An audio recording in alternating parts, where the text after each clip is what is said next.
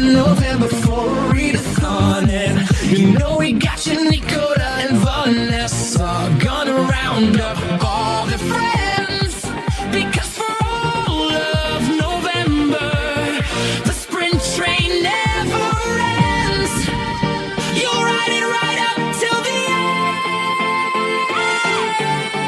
end, 'cause it's time for us to network on BookTube. Everybody, every net girl and net guy, read NetGalley, cancel Netflix. Your next fix can be tally. Come on, don't you remember? We're reading NetGalley for all of November. Come on, rally all your netbooks, get net hooked, almost starting on your NetGalley's net list. TBRing 'cause you'll want to remember that the net party's here for all of November. NetGalley November. Turn up the page, we're flying right off the stage. All month the train will deliver every book we crave, and we're not alone. The hosts are setting the tone, because for all of November, sprint train never ends. You'll ride it right up till the end. You'll ride it right up till the end,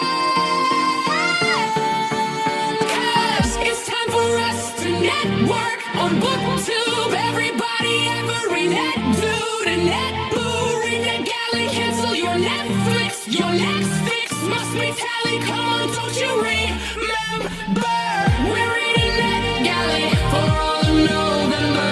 Come on, rally all your netbooks, get net hooked, don't start on your NetGalley's net list. TBRing 'cause you want to read them first, 'cause the net party's here for all of November. NetGalley November.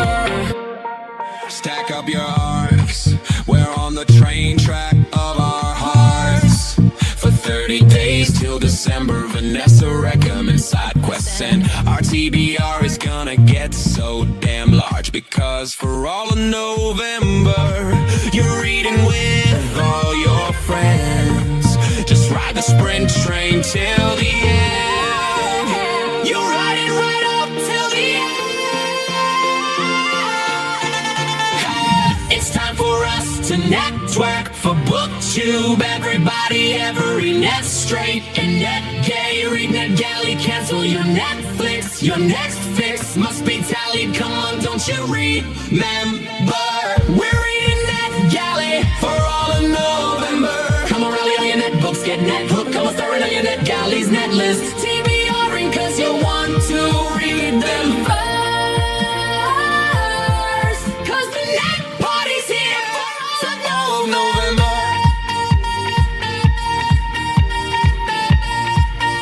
NetGalley November. Hey yo, Nicola, none I can fuss, it's November. It's a month to December.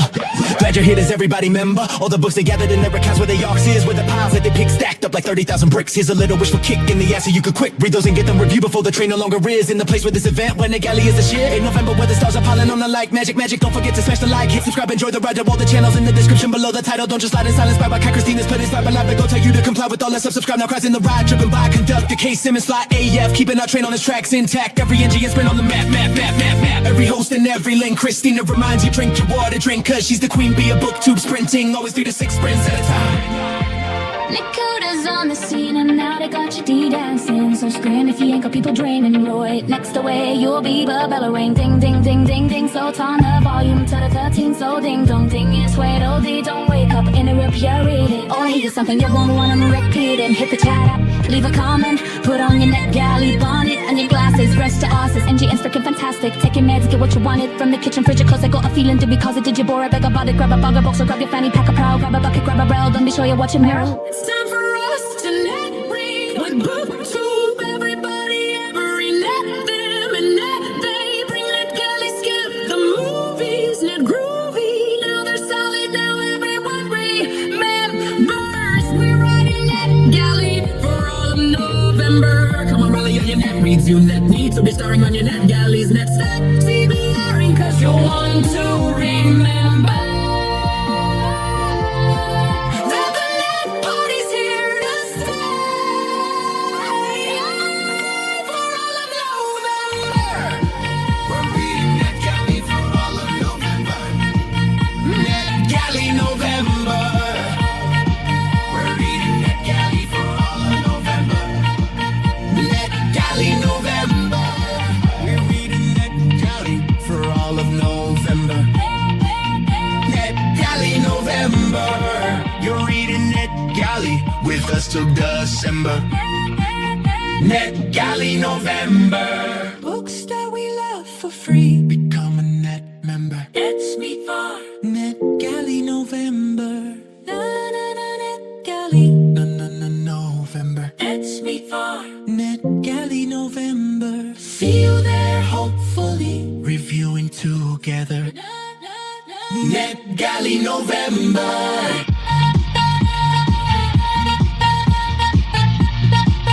NetGalley November.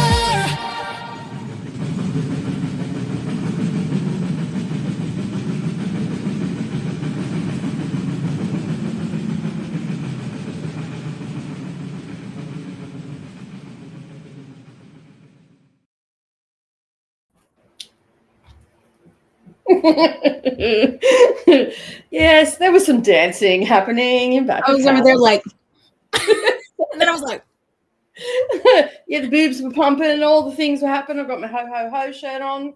oh my god, I have my Monster Erotica shirt on, Mine When I have eat- and Kyle Sniffers. goes, what's this shirt? And he read it. He goes, oh, Monster Erotica. I was like, yeah, you Yeah. know. He's like, don't wear that shirt in public.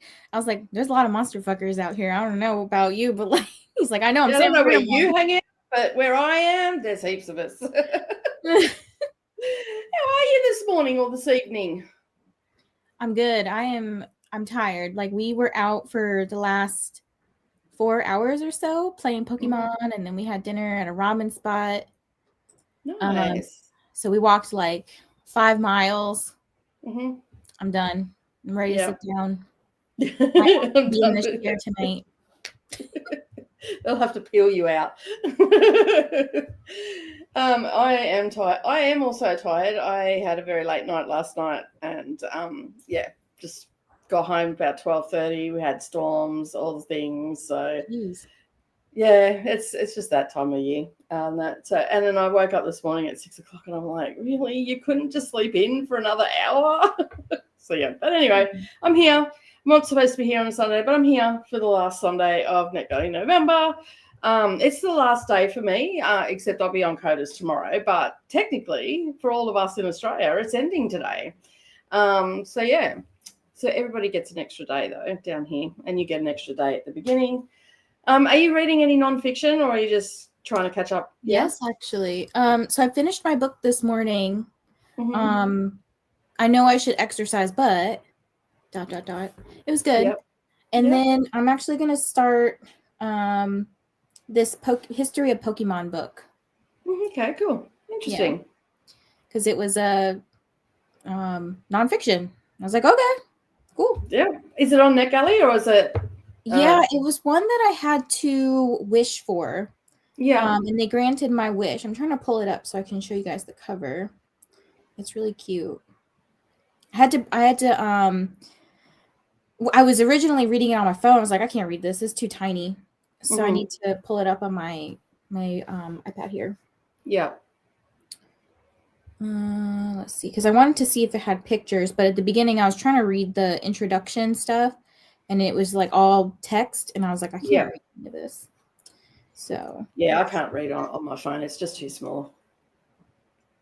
yeah, like see, it has like words. Yeah. I was like, I can't see this on my phone.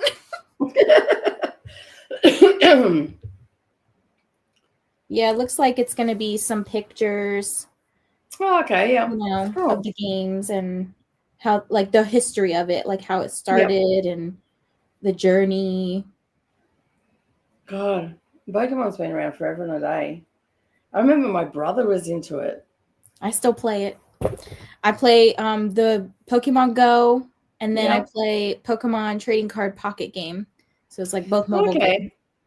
It was so when Pokemon became really popular here in Australia, I was already in my non-parental era, supposedly adulting. I was playing house essentially. So yeah, I had no clue what was going on in my life. So when it became popular, my brother was still young because there's 7 years difference between my brother and I. So he's 48 now. So yeah, so I never got it. Like the cards, the trading cards, all that sort of stuff. It was way past, like none of my friends were into it or anything like that.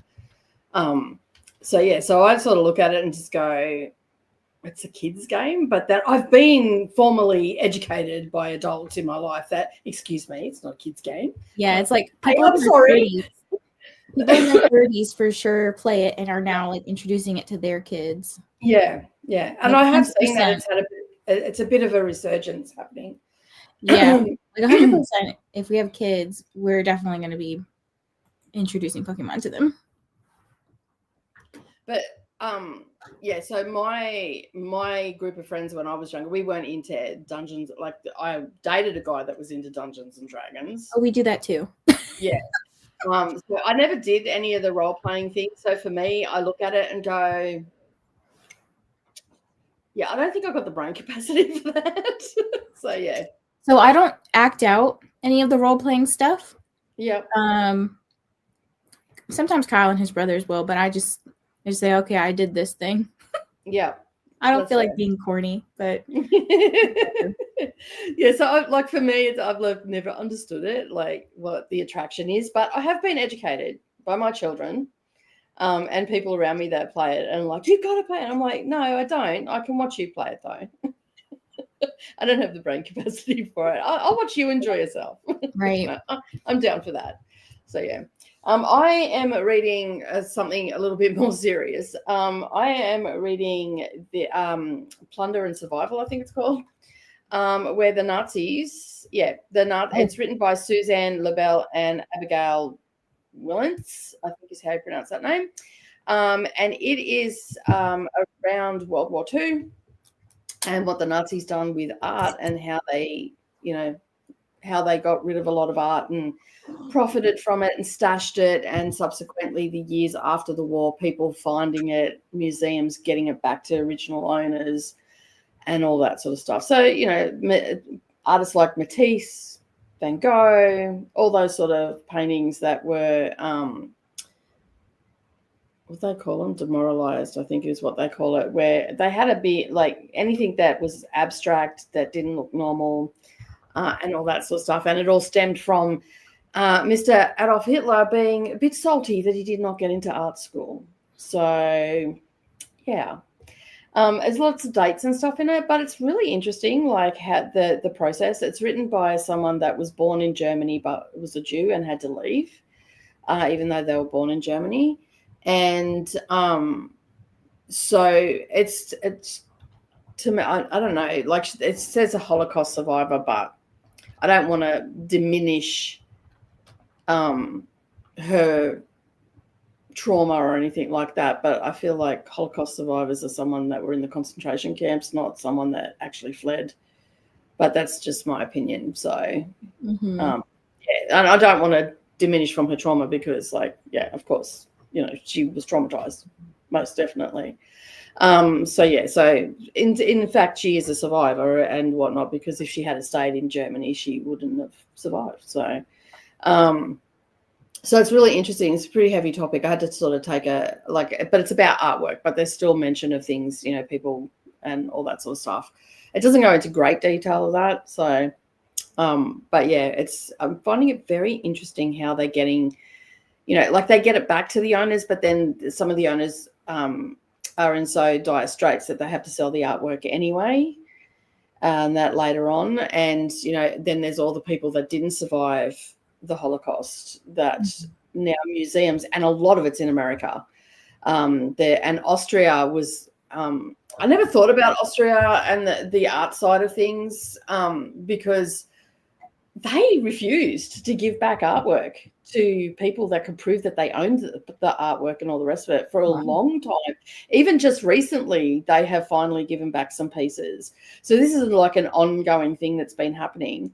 And there was a gentleman in 2012, they raided his house and he had over 1,000 pieces of artwork that belonged to other people.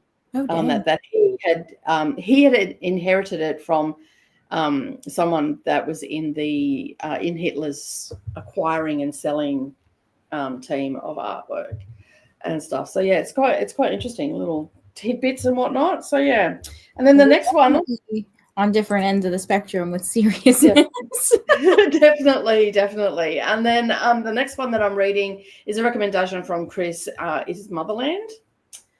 And then I'm hoping to get to another one by the end, because I'll just continue on into tomorrow, and is set in the noughties, and it's by a DJ. So I'm expecting lots of drug taking and partying in that one, and a little bit of nostalgia and reminiscing. So yeah, in London. So yeah, so that's what I'm reading.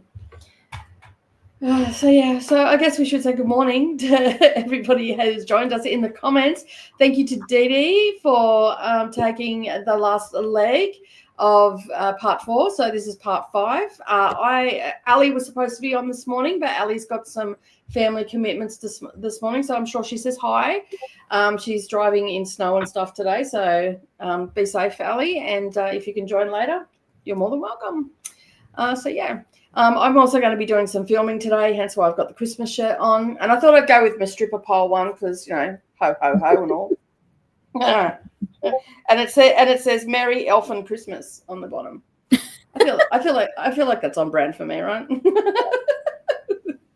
Anyway, Christina is here. Hello, Christina. Welcome to part 5. Thank you so much. I'm going to burn through these comments in so we can get to a sprint. I need to get some reading done. I need to get some more coffee in intravenously would be great. Remember to hit the like button and do all the things. You know, do all the YouTube things. You know what to do. It's the last day of the month. You know what to do. Like, these are all the playlists that you need to be on. Jump on them. Christina is tweaking with the sprint train. So now when you go into the sprint train, the one that is playing should be on top, as long as Christina is not asleep. There is a disclaimer with that. If I'm asleep, that's what you should put in the description. If I'm asleep, it won't be on top. You'll have to search for it. So, yeah. But it should just take you straight there now. So, yeah.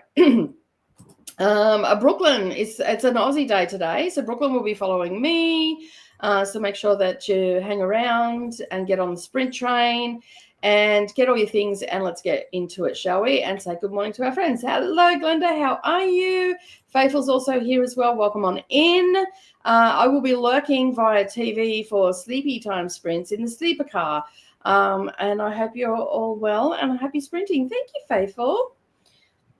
It was nice to wake up every now and again and see your diamond painting progress. Yeah, I made a pretty good progress on it yesterday. I'm going to do some more today. So I'll turn the camera around as well. You can get to see it. I'll be a little bit smaller, but you know, you still get to see it. It's actually keeping me on track for a change. Tennille is also here as welcome in. Awesome cameo of myself. Thanks, Coda.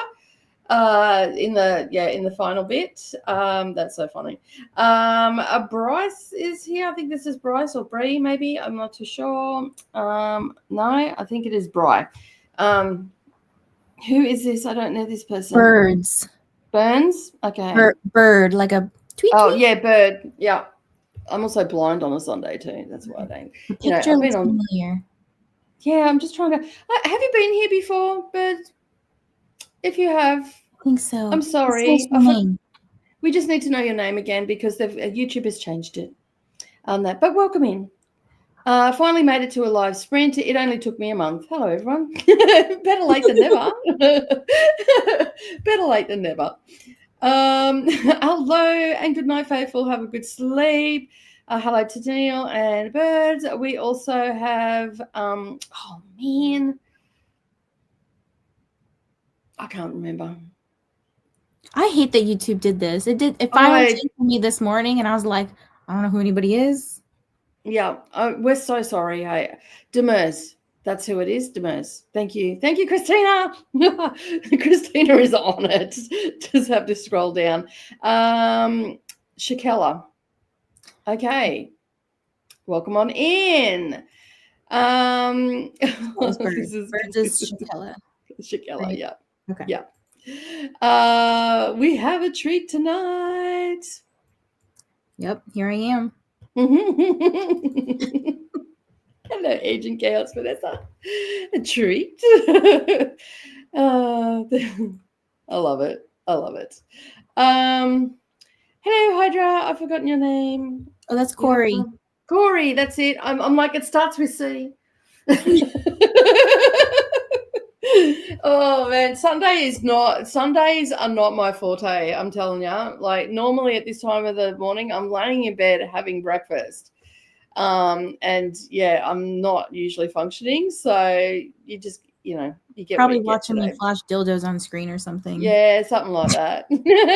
Eating a sausage and a tomato. That's what I'm having for breakfast, sausage. Were you were Real here this sausage. morning? No, wait. Were you here this morning when I No. first went live? No. Oh, it was funny. Oh, what I'll have to go back and watch it. Oh god.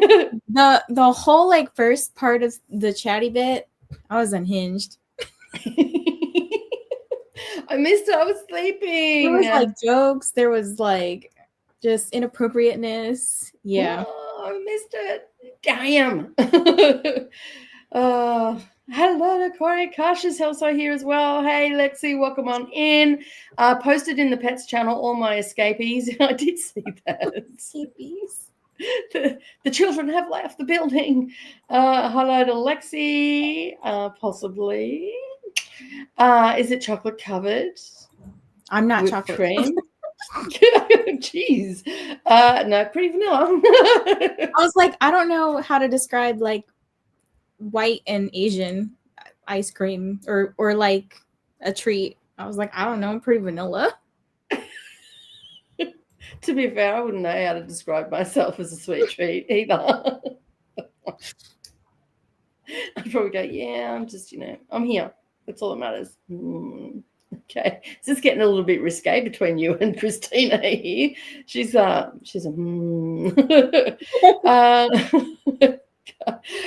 Faithful saying hello to everybody. Hi on screen, Vanessa. All the hellos are coming in. Hello, Robin. Hello, Jamie.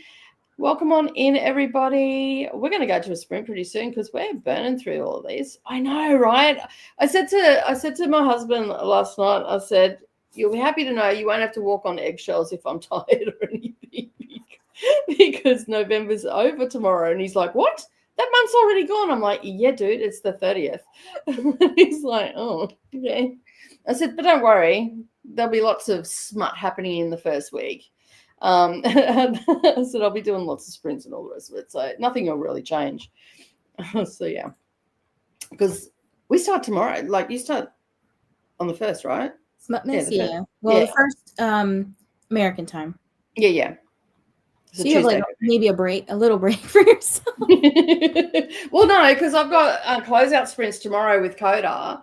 And then I've got to leave at 2:00, 3:00 because we've got severe storms forecast for all week. So I don't want to be driving in the dark in the storm. So I've got to go down to Brisbane because I've got to go and book all my accommodation for the UK with Savannah. So yeah, so I've got to sort of scoot off, but I'll just probably listen to it on the way down and laugh and carry on in the car. At all the things. I am reading A High Price for Freedom, Raised and Hidden Voices from African American Past by Clyde Ford for nonfiction, and at 28%. Nicely done. I got home from work a little earlier than usual. Very slow day at the bookstore. Well, slow days are always good because it just means you get more reading in. Glenda says, and a YA romance, There's Always Next Year by Leah Johnson and George M. Johnson. 10% into that one. Jamie is reading Parallel Lives by Lane Pears, a biography of a woman who was a kid during World War II in Russia. well, the USSR, now known as Russia. I'm also reading A True Color by Corey Stamper.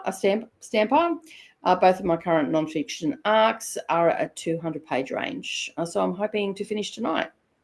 I probably would have finished my book yesterday, but I had everybody here, and they see headphones, they think, oh look, we could talk, because we know that's going to annoy Mum. The Pears book is a love story, so it's a biography of a Soviet woman and her English husband. So we get parallel stories of coming of age during and after World War II. That sounds interesting. That would be quite a dilemma. Jean's also here as well. Hello, Nicole and Vanessa, at 78% of Grey Robber, and I'm really enjoying it. Over 500 bodies and 42,000 items on a self-proclaimed collector. Wow. Yeah, no, you're not a collector. You're a stealer. You're a thief. Grave Robber is the title of the book. Hey there, Jean from Glendale. What is the name of the book that you're reading, Nicole, and publication date? It came out on the 16th of October, and it's called Plunder and Survival. Let me just bring it up. By Suzanne Loebel, Loebl, and Abigail Wintz, Wilentz, I think is how you pronounce that. It's by Bloomsbury Academic, and it falls under the catalogue of history nonfiction. And it has already archived. A lot of my nonfictions have already archived. So it is available to buy on Amazon, Barnes & Noble, or bookshop.org, other places. So it's stories of theft, loss, the recovery, and migration of Nazi art, uprooted art is what it's about. And the author, it was also a collector of art. So it took her 8 years to write the book as well. So, yeah. A collector, not a stealer. Yeah. Yeah. That person did not thieve things. That person's helped recover things. So, yeah. Oh, my hair is very bushy today. It's very humid here. I just looked down and I'm like, oh, God. That's not the first thing I thought about.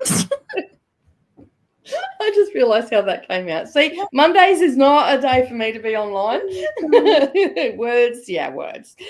True Color is about defining specific colors. So I'm guessing it will get into stuff like about Pantone colors. Good so far. Yeah. And not archived till April if anybody is interested. All the crafters out there would probably be interested in that. Because over in the craft community, they do the color of the year, the Pantone color of the year, and then people will do like spreads and quilts and stuff in those colors. So yeah, and it's about that time of year, I think. It's usually January that starts. Molly's also here, been watching the snow making its way towards me via the radar. I feel like she emphasized snow because it's like a curse word. Yeah. Yeah, because Coda would be in the corner vomiting now. Hello to Jean from Christina. Lady is here, be lurking because cranky kids in the evening. Oh, yeah, I get it. Been there, peak hour. Oof. Much of vanilla might work, Vanessa. I'm not green. Okay, maybe for NetGalley November. I don't know. If I have green hair, that would actually make a lot of sense. But I got purple. Ooh, ube. Ube's purple. There we go. There you go. Done. We've sorted it out. There we go. Nicole, you have to go and watch the first chat if you know. Vanessa's like, I will do that for sure.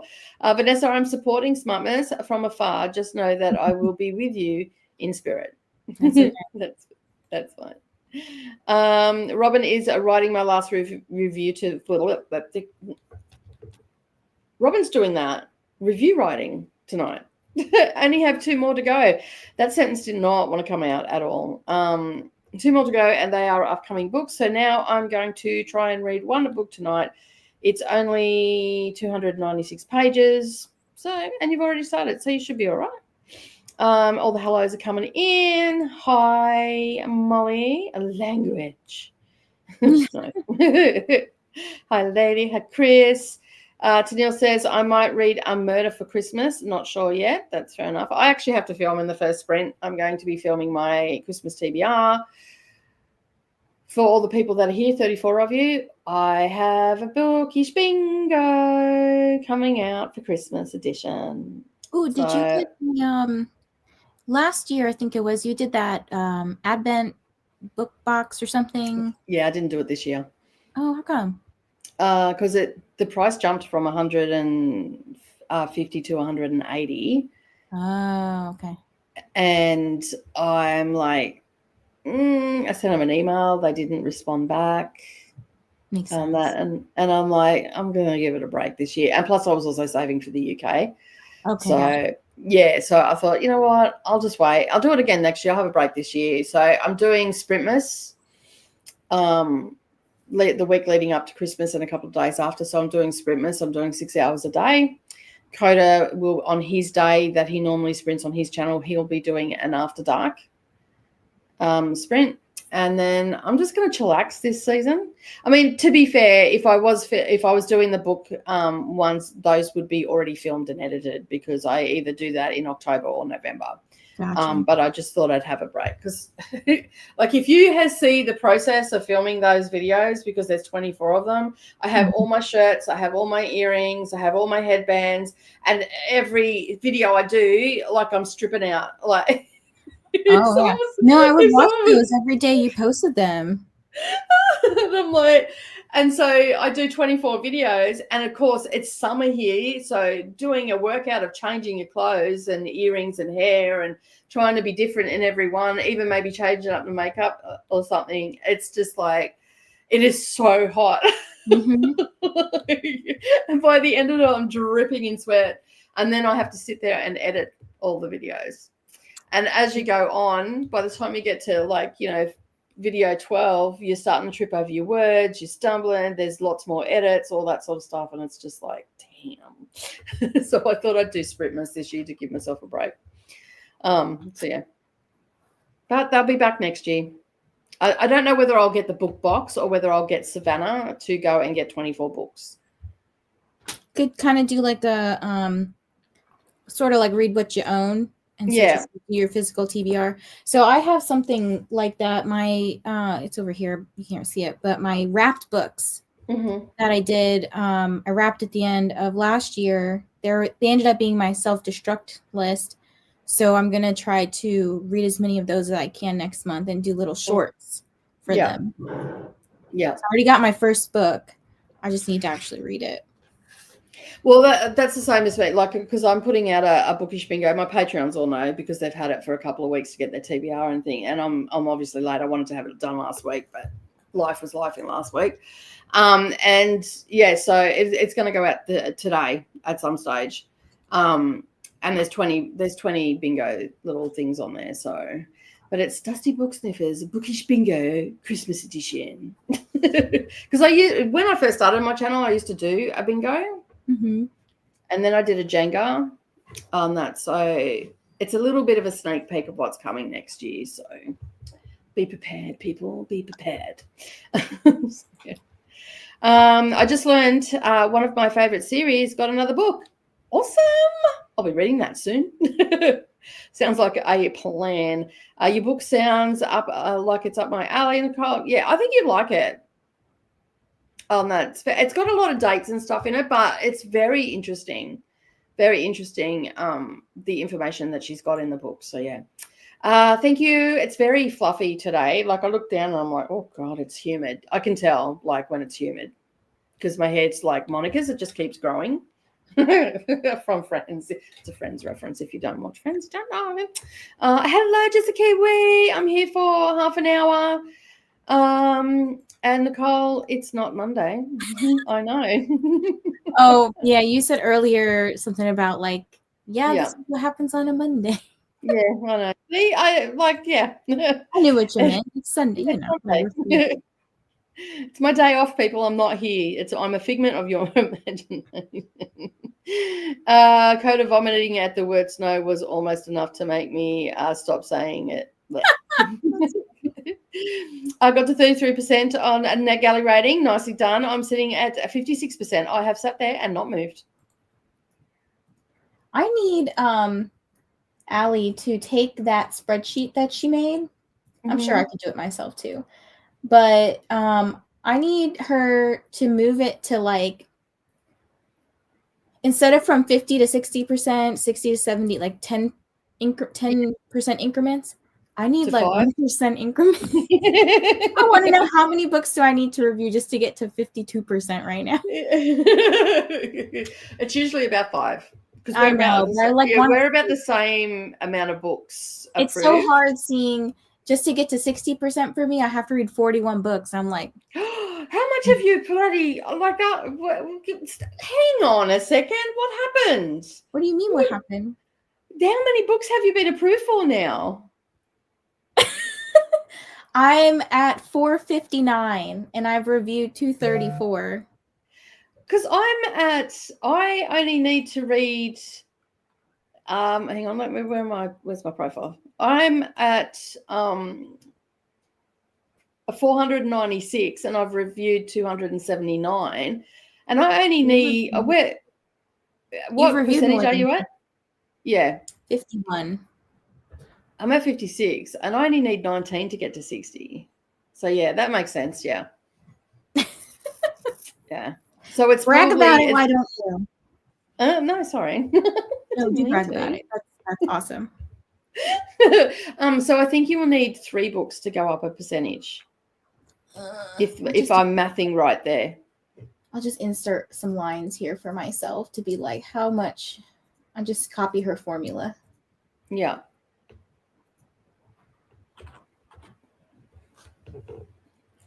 Well, I'm already at 51. I need to go to 52. What's her formula? 11. Okay.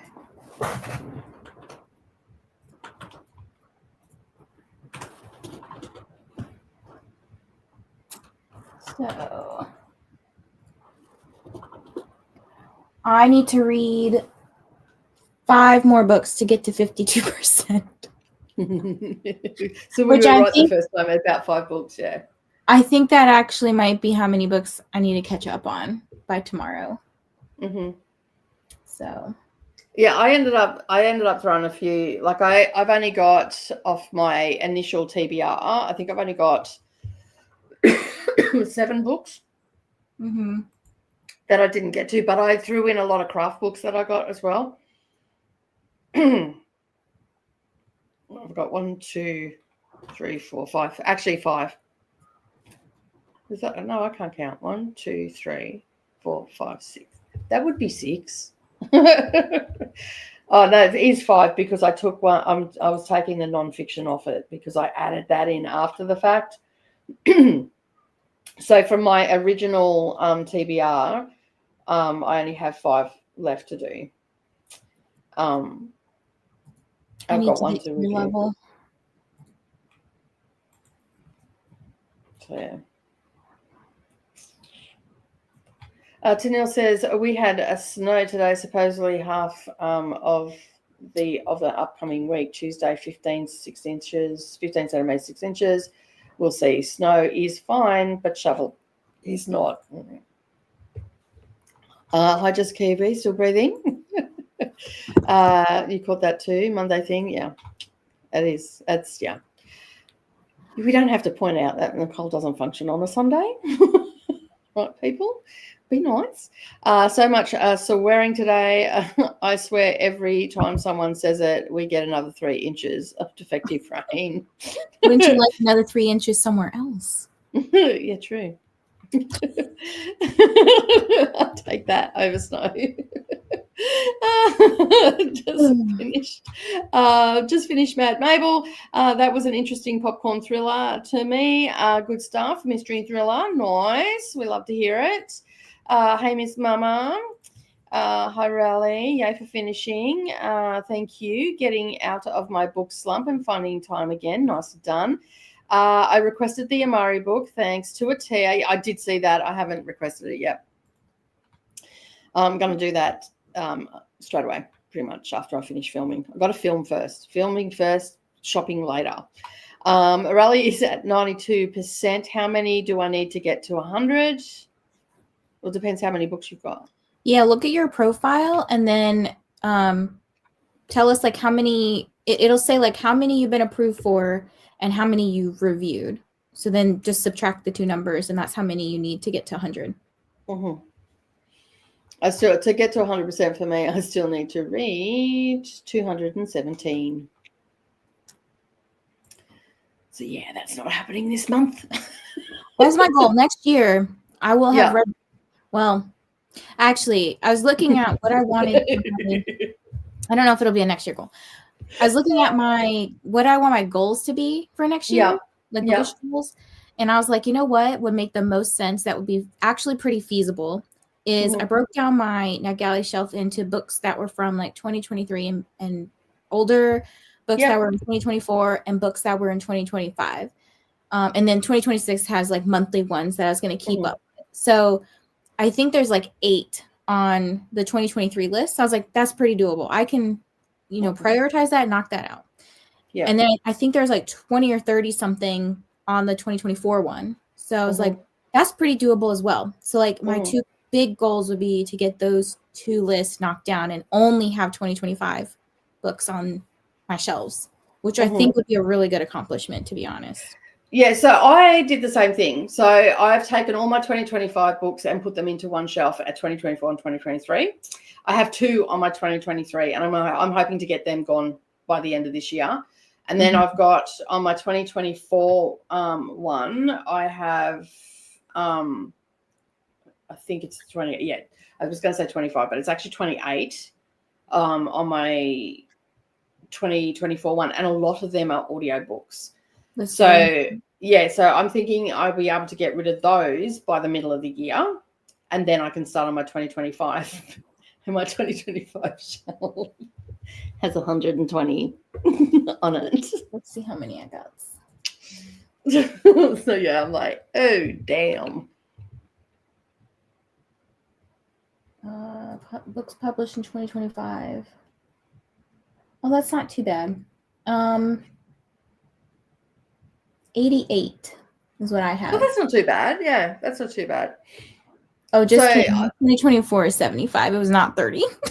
That's a lot. That's a big jump. Yeah, I've got 28 on mine. So it's funny that we've sort of had the same sort of thought without even discussing it. Great minds think alike. Think alike. That's right. That's exactly right. That's really interesting. And because we've got all those events and everything as well. We're going to need to start having more.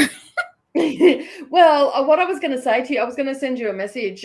For every second month, I have a cookie weekend. So I was going to say, if you want, I can send an invite to you and your members to come and join us. We have sprints. Okay. Yeah. We have a weekend where it's like 12-hour sprints. So yeah, we can do a little bit of a collab with membership, and that way it'll keep us on track at least every second month. And then if we incorporate DD's as well, because DD does it every second month as well, and I think she's opposite to me. So yeah, goal, guys. Fully, we'll have no NetGalley left behind next year. And then when we come in at NetGalley November, oh yeah, I've got 1,000 books. I've got 500 to review. No. I'm trying to be very conservative with what I'm requesting now. So yeah. Hello to Mel. How are you going? Welcome on in. I made my own calculation for the expectations on increasing my percentage, says Robin. Nicely done. I just keep reading, and it goes up, it doesn't, it doesn't. Where does it show that? On your profile. So if you go to your profile, hang on, I'll share it with you, and I'll be able to show you. Let's go here. So see up the top here, you've got a little dot there, and it'll have your initials or something there. Click on that. It says profile. You click on that, and then over here under your name, it will have your feedback ratio, how many books you've been approved for, and how many you have sent feedback for. And if you're wondering where your pending is, you go to your shelf. So if you've got a heap that you know that you've requested but are not active at the moment, you go to the not active, and then here's your pending requests. Okay. It also tell you what you've been declined for, and if you've got stuff that is archived but not downloaded, or stuff you will not give feedback for. FYI, I do not use this ever. Okay, I will still review a DNF'd book with niceties as I've much got as I can. two on my list from when I first started, but I'm going to go back and I'm going to read them. They're actually Christmas books, which is funny. So like I was going to try to read them in December. So yeah, and if you need, like, if you wanted to see what your feedback is or anything like that, you can actually go into here, and all of the things that you've sent feedback for, you can go and see. So if you've forgotten that you haven't done a video for something, or you've forgotten whether you've done your review, you'll be able to see what you've reviewed there, and all that sort of stuff. So that's basically where you find everything. But the most important one you want to look at is this here, your ratio, and you find that there. I don't know if you heard or not the other day, Vanessa, but Lils was on the stream and said thank you to both of us for the information about bios and stuff that we've been talking about this month. And because they had increased their approval rate, they went from, just getting a couple here and there, and their approval rate went up, and they were I think she said that they were getting between 3 and 5 or something a day. So, yeah. I'd be careful with that. That's awesome. That's a slippery slope, my friend. But I'm glad we could help you get that to that slippery slope.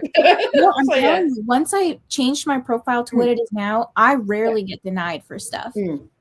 Occasionally I'll get denied, and then I'll be like, ooh, I probably didn't even want that anyways. Like, it was probably a impulse thing, and then I read the description, was like, probably not for me. So sometimes, and that's where I've got a couple of books on my thing that were impulse, like peer driven impulse excitement, jumped on that bandwagon sort of thing, now I think about it, and if I'm not sure, I just don't request it. I almost caused some chaos tonight. Like, I almost said, let me look at what's available, but I was like, no, let's be good. Let's not upset the villagers on the last day. I'm actually trying really hard to get to 52% by the end of tomorrow. Is it? Oh dear, that's I have been focusing on just getting stuff done. I think when I did my tally the other day, and I've read, now I'll finish this one, it's I think I'm at 40 books now for the month. So yeah, I think in ARC August, I think I started at 43% or 46 or something like that. So I've gone up quite a bit, which is really good. So. Yeah, well, that's it. And then I Kelly said, I'm trying to get to 50%. I said, I bet you I beat you there, because I was sure I was going to go backwards, but I didn't this month, which is great. And I haven't really yo-yoed. I've just stayed where I am. So I'm requesting and also reviewing at the same time, but not moving anywhere. So yeah, next month I should move a little bit with any luck. The plan is by mid-May to be at 70%, and by the end of the year at 80%. And that means I will need to get another 501 reviews written. You got this, Robin.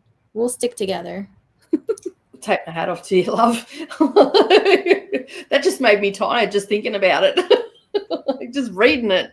To be honest, I've been it has been a breath of fresh air, dusty air being at work. I get to cull things, and people can bugger off if they want to disturb me from doing that.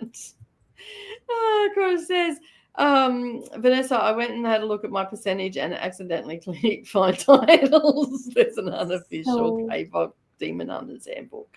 Yeah, I requested that. I saw that and I was like, yeah, I'm obsessed. Okay, but like, we were out playing Pokemon today, right? And I passed by this like art studio area. It's not like a studio. It's like a place where they do classes.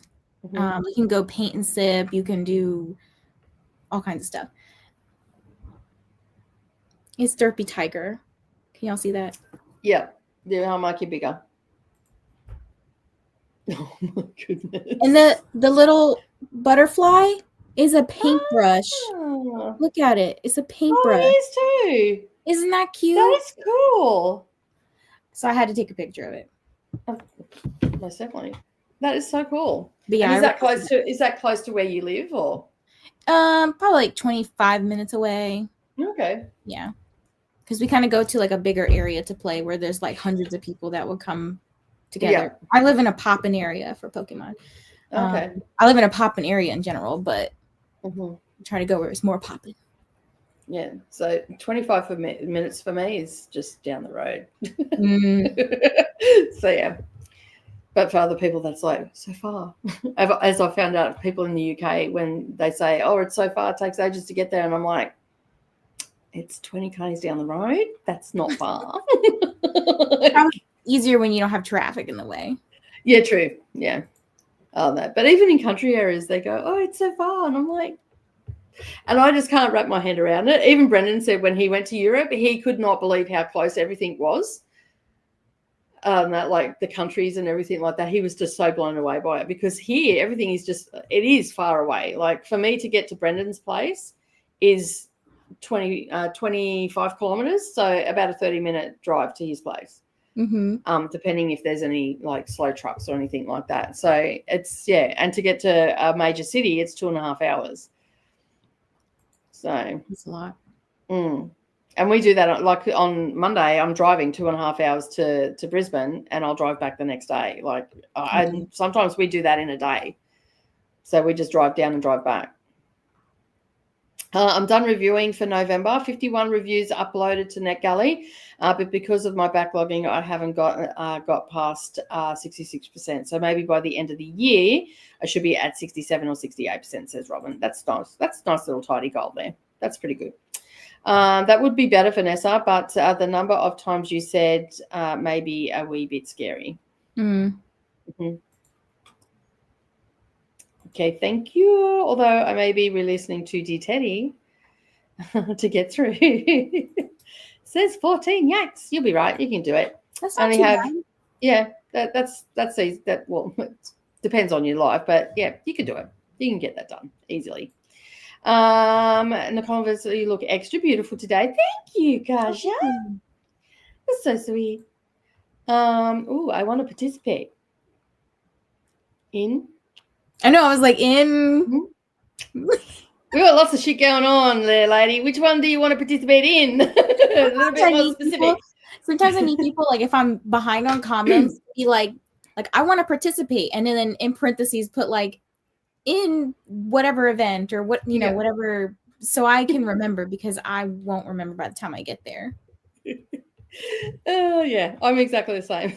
So yeah, we need you to tell us. 30 approvals with 51 reviews for the month period. So I will slowly climb up. That's fair. That's fair. And that's the thing, like when you're requesting as well as reviewing, you don't tend to move. Arc Madness is every 2 months, skipping November for obvious reasons. Yeah, I skip November as well. So we have a cookie happening. I generally have it. What do I have it? February, April, and then April's a pregame for May. And then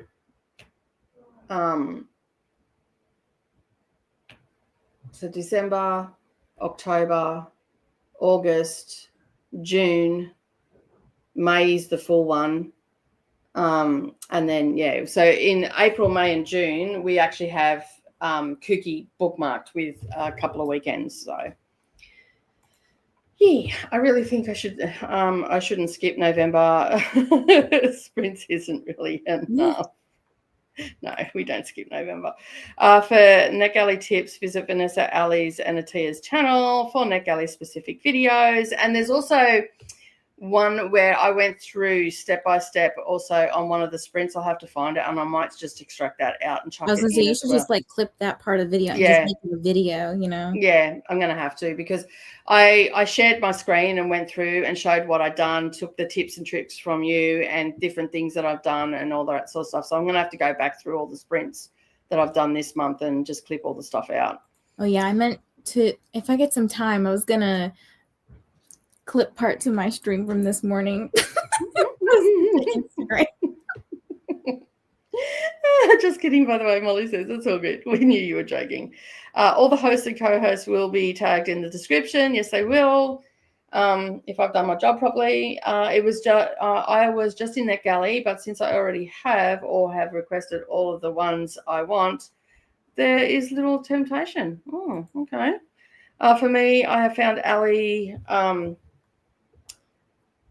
caused more chaos than Jess and Vanessa. Yeah, Allie was like the new the one you weren't expecting. Yeah. So like me and Jess, I think we've learned from last year. Some of my chaos has caused some problems because I still have chaos from last year on my TBR. Yes, thank you so much for that. Yes. Thank you. Now I'm like, ooh, let's be careful about that. You know, I'm more selective now. So yeah, Allie is the newbie causing chaos. Yeah. The one you didn't expect. Didn't see coming. No, Nicole, I was the one yo-yoing this month. Yeah, I did that. Like, I'm like, seriously, just call me yo-yo. Because like I just went up and down in August. It was bad.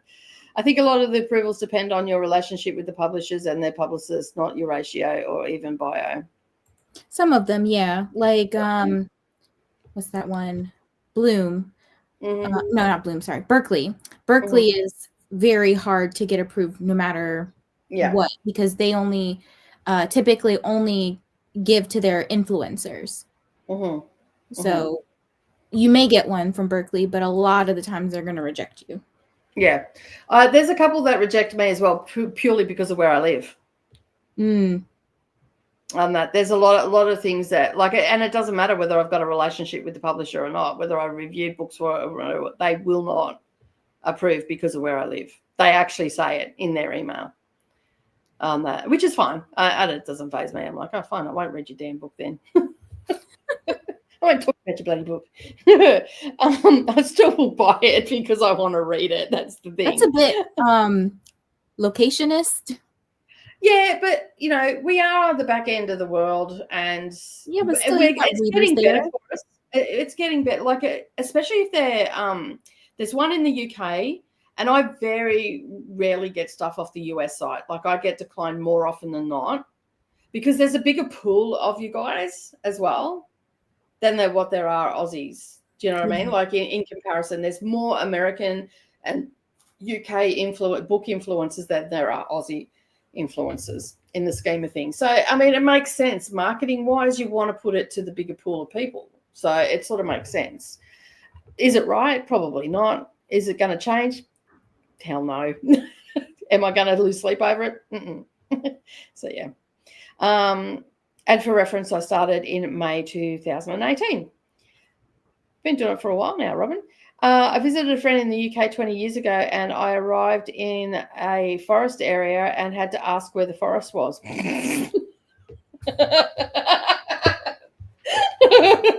It was sparse. That's funny. I'm sorry, that's funny. Tennille gets the comment of the day to make me giggle. The woman I asked looked at me like I was a crazy and pointed to the 24 spindly trees behind me. For context, I grew up in an area that the forest was hundreds of kilometers in most directions. That'd be like me as well. Like I'd be like, that's a forest. You call that bush? Look, Christina, so now we have the whipping on top here. The sweet treat. It's the trifecta. Now we just need Dee Dee. Yep. So, U.S. Valley. Good morning. Did you know? Hello, Smoda. That all the can you hear me? I can't hear you. Yeah. Damn it.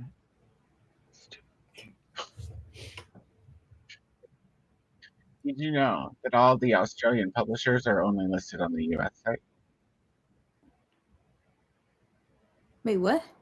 No, they're also listed on the UK. I found a couple on the UK If you as go well. through the list of, I looked, and at least the big ones, they're all on the US Bloomsbury site. UK. Bloomsbury is listed as UK/ANZ, Australian and New Zealand. Oh no. So, but yes, you are correct about the other Australian ones are only listed. And it depends. It also depends if the Australian branch has a UK branch. If they do have a UK, like if they're an imprint of a UK publishing house, they will be also on the UK one as well. So the imprints don't necessarily say that they're Australian, but they definitely will be on the UK one as well. So anyway, good morning, Bestie. How are you? Morning. Hi, Moda. I'm good. Moda. Hi. I thought about it like right before I left this morning. I was like, I should have linked Vanessa the NetGalley November, the way the conversation was going when I took off out of your sprint today. Wait, has anybody seen that? Wait, you put it on public, right? Right? Okay. It's not posted. I could post it. But you showed it on your stream, did you not? Oh yeah. It's back here. Like we have it back here. Just play it now. Sure, all right.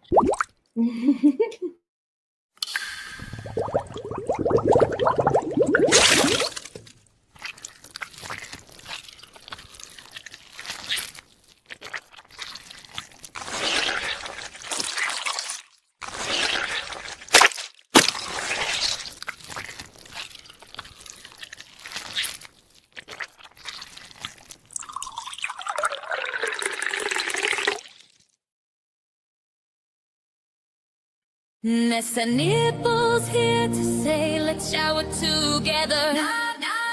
Nike November.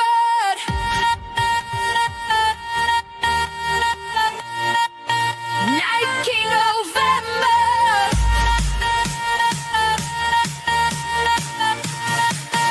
Nike November.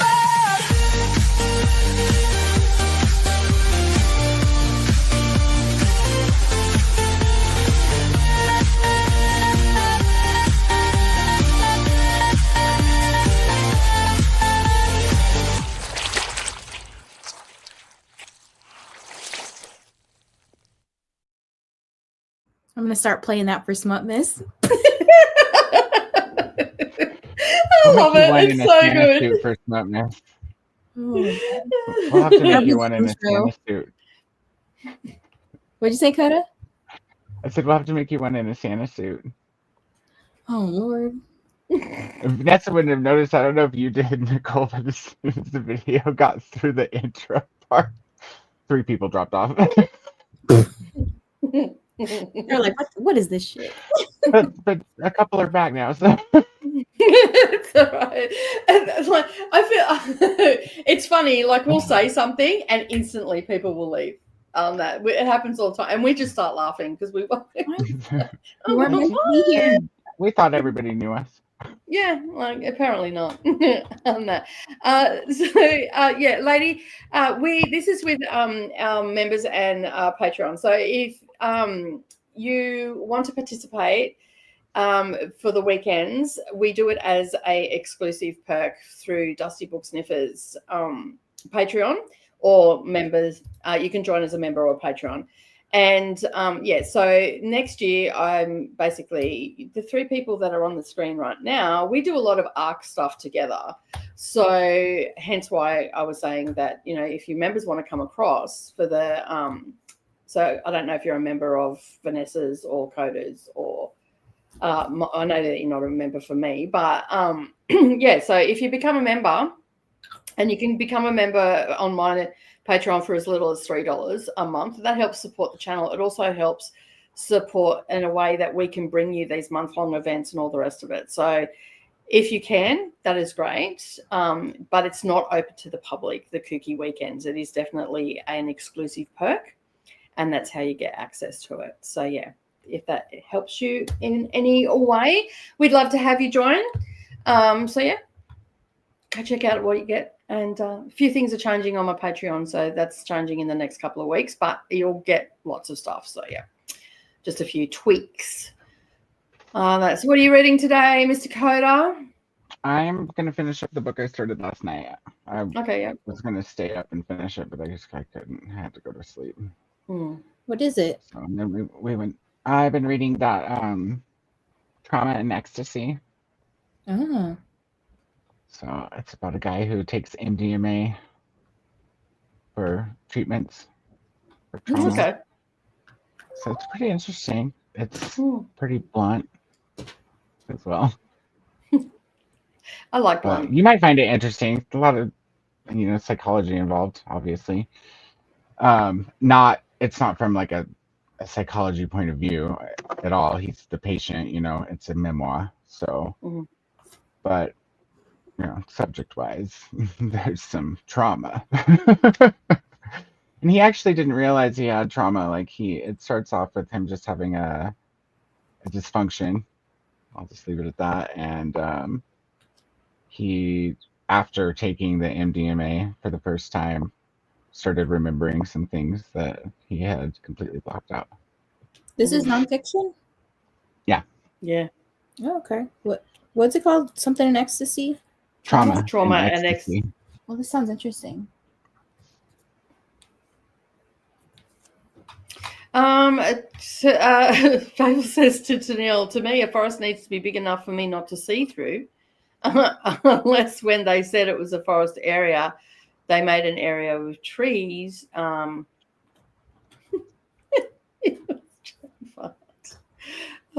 yeah, no.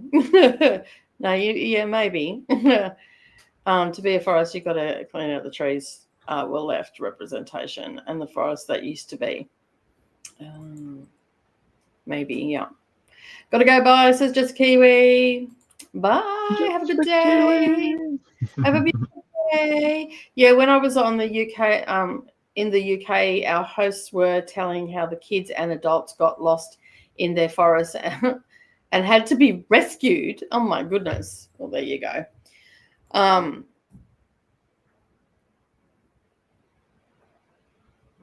There's a message in the back of the house for you, Vanessa. Oh, sorry. Yeah. I'm like diamond painting. That's why I'm looking down. It's all right. I'm reading Six of Crows and fixing breakfast for dinner again because I've had enough of turkey left over for days. I'm afraid. Whoops. Let me just rise up.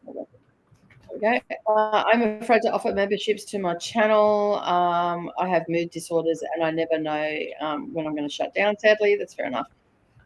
You just got to do what you can do, right? And just take care of yourself. That's the main thing.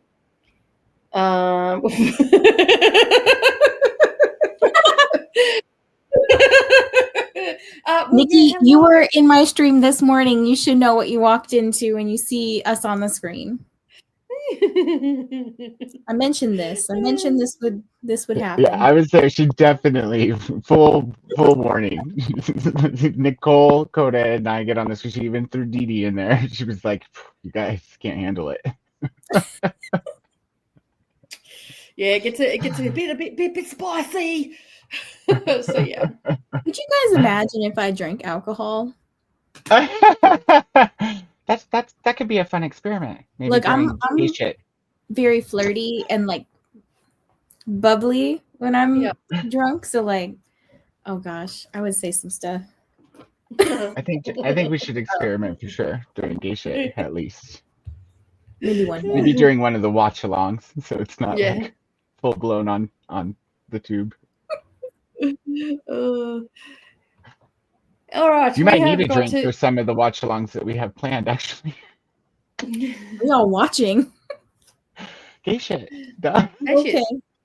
Okay.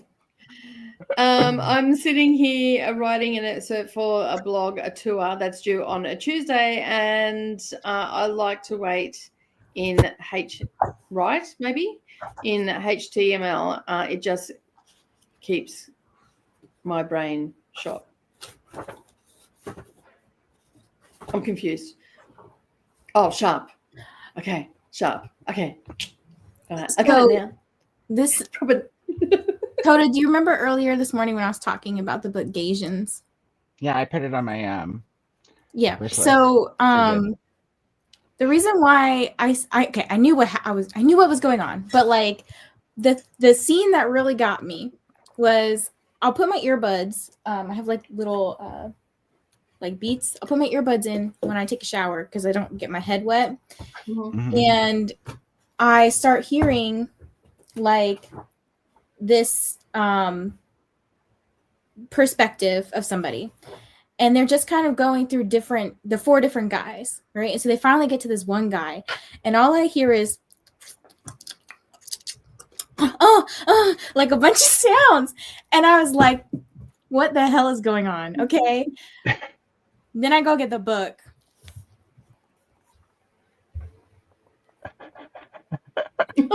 Nice. I was like, okay, that's what I was experiencing. I But I had no found Kindle, context. but I was like, I think I need the hardback. It's a great I book. need to have that in my hands. Yeah. All right. Because maybe I'm writing in code, I can't write in English. That's all good, Robin. It took me a while to decipher that comment, but we got there in the end. All right, we have come to the end of the comments. I'm going to do a little star thing there, and we are going to go to a sprint. I'm going to upload into the personalized folder one of the 3 of us, if you want to use it. Okay. Like I was trying to make some like wet sounds too, but my mouth is so dry right now. So I'm like, how do I make like the the sounds of peen going in butthole? Okay, like yeah, like it's not something that you do on a daily basis, right? Not the moaning. I appreciate how some people remain serious and dedicated within the chaos and the insanity. It's inspiring. I'm not sure who it's inspiring, but it's inspiring now that we have Vanessa as a moaning narrator. I told y'all you should go watch the phone sex worker bit that I did. Oh, that was so funny. I have not seen that. What is that on? Go and Instagram. watch it. It's Oh, is fine. it the Instagram that you linked up this morning? Yes. I meant You to have to go watch look the at it. whole thing because you probably won't laugh at first. You probably laugh because I'm being obnoxious, but like there's a part that you'll get to, you'll be like, oh my god. I'm like, oh, Vanessa, the cleavages just set this off. Wasn't it beautiful? It was well done, well played.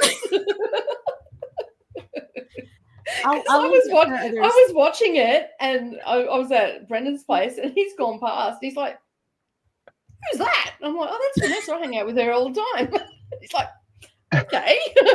I'm like, "Sorry, she's doing a bit. It's okay. It's all good."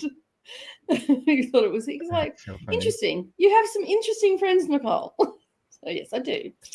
And they're great to hang out with. All right, let's bring the timer up. When I find it, it's here. When am I looking for? We're going down here. No, that's not the one I'm looking for. There's the one I'm looking for. And I shared the Instagram link for anybody who's like, what is she talking about? My friend and I did a reel where we were reenacting a scene from a book that I think both Nicole and Coda would actually really like it. It's called Call Me Anytime. So I was playing the girl who is a virgin phone sex worker. It's her first day on the job. And then my friend was playing the detective. Basically, there's been a murder, and the phone number from the girl who got murdered was linked to this Call Me Anytime hotline. And so the girl picks up on her first day thinking it's a real call. So I reenacted this bit. It was great. It was really good. I thought it was genius. I thought it was too. Because originally I seen what's the girl's name again? I've forgotten her name. My friend Jen. Yeah, Jen. Oh, yeah, Jen. Yeah. So originally she asked her husband to do the bit with her. Is that correct? Is that what I read? No. Okay. I thought of it like the night before, I was like, hey, can you like send me these clips tomorrow morning? And I'm gonna put this shit together. And she was like, okay. She was like so down for it. Yeah, because there was something else that she asked her husband to do, and he's like, no. and you were talking about it in the chat. Oh, maybe I wanted something else. Well, I was saying I really want to do that Sabrina Carpenter trend where the people are like reading a book and then it's like, oh my God. And it changes to like some sexy part. I was like, my husband would not do that. Like he would not let me do anything with him like that. So I was like, I'll do something myself. Fine. Jean's Faithful is giving the one, don't watch with a drink or food in your mouth. That's very true. So, very true. Yeah, it's sage advice. That's right. All right, let's start the timer. We'll see you all in 90 minutes, and of course there'll be probably some more shenanigans and all the things. We'll see you all soon.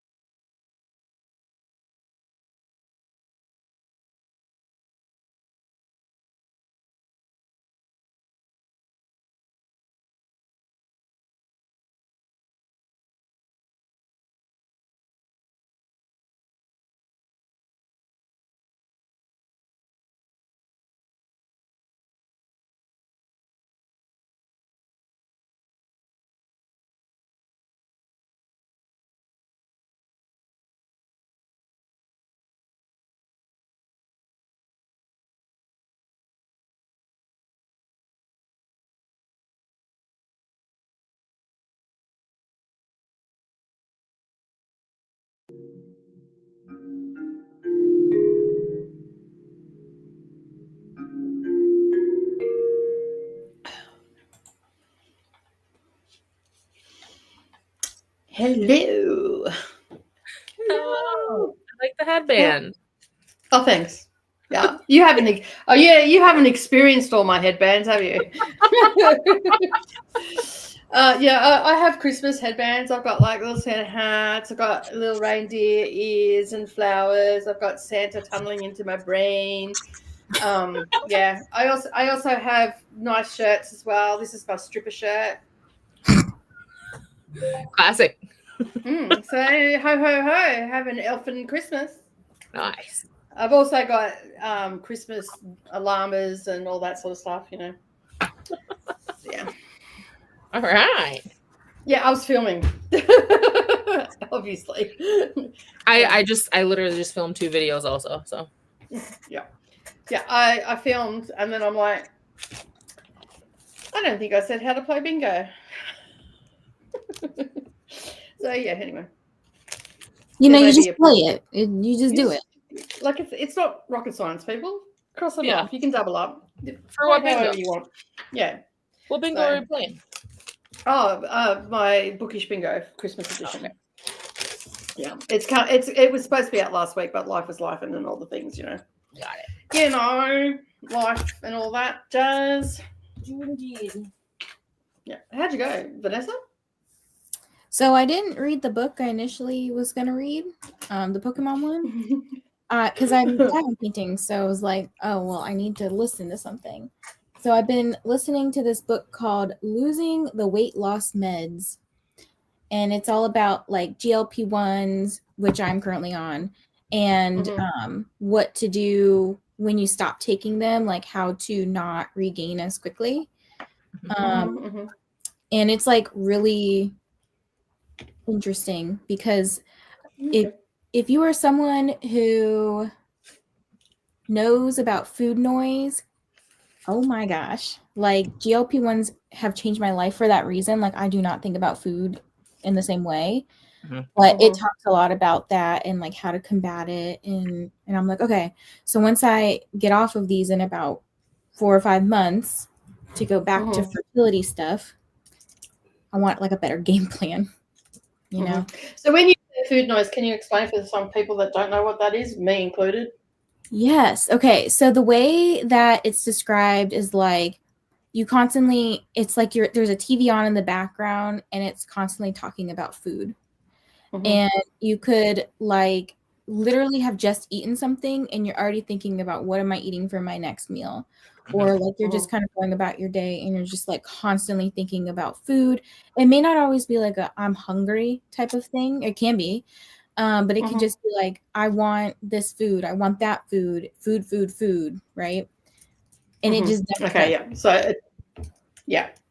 Okay, cool. That makes sense. Very intrusive thoughts. Yeah, I didn't know it had a name. So yeah, there you go. Yeah. So I suppose everything's it's actually and it actually validated my experience because I was like, people don't normally think about that. Like, what? So like being on a GLP-1, it's like I don't think about food. Sometimes I forget to eat. Or I'm just like not hungry, or I notice like at dinner I'll be like no, Kyle, you can actually have the rest of this. Like I'm done. Yeah. So is that a medication that you're on? Yeah, it's like a injection you stab your belly with. Yep. Okay. And so is that helping to rewire your brain? Not really. It's more chemical, like biological. Because once you stop it, and I have stopped it. Like I stopped it over the summer when we started fertility stuff. Once you stop it, all the food noise comes back and people regain weight, especially if you don't have like really good maybe coping strategies in place or just techniques in place to stave it off. But yeah, it's more so working. It does something with the GLP-1 receptors in your body to tell your brain that you're not hungry, so it suppresses your appetite, and it also like slows gastric emptying so it keeps you fuller longer. And there was some other thing. And does it have is it like does it have side effects like Ozempic and all that sort of stuff? It does, yeah. Yeah, so I mean, for different people, different things happen. I was explaining this morning on my stream that I don't know if it was actually tied to Ozempic or if it was tied to something medical I found out that I had later. But I was like bleeding for 4 months straight down there. I was like, that's not normal. But not everybody experiences that. But that can also happen too when you go on the underskin contraception and stuff like that, like the pellets and stuff like that. There's been like lots of my friends. I am a firm believer that you don't mess with your biological stuff, right? So that's my belief system. So I will always do stuff with naturally and all that sort of stuff. I let things naturally occur. So my periods, I never skip them or anything like that. So mine's just been fucked up. So yeah. Oh, and I don't get one. Three different sides of the triangle. A lot of my friends went on that stuff that I don't forget what they call it, but they got the pellet put under the skin for the contraception and all the rest of it. So they I know what you're talking about. they're supposed to get their period and all this sort of stuff, but there was all these adverse effects. Like one girl, she basically had it under her skin for 6 months, and the entire time she had her period. And that with no break, just constantly bleeding. And even though she went to the doctors and all the rest of it, not getting any joy. And I basically said to her and a whole heap of other people, just get the shit taken out. Like obviously it's that. Yeah, once I switched to a different one, those side effects went away. But sometimes people will get like nausea, diarrhea, stomach issues. Fortunately, I don't have those things. The only time I ever had them was when I took the next dose too quickly after I missed a week.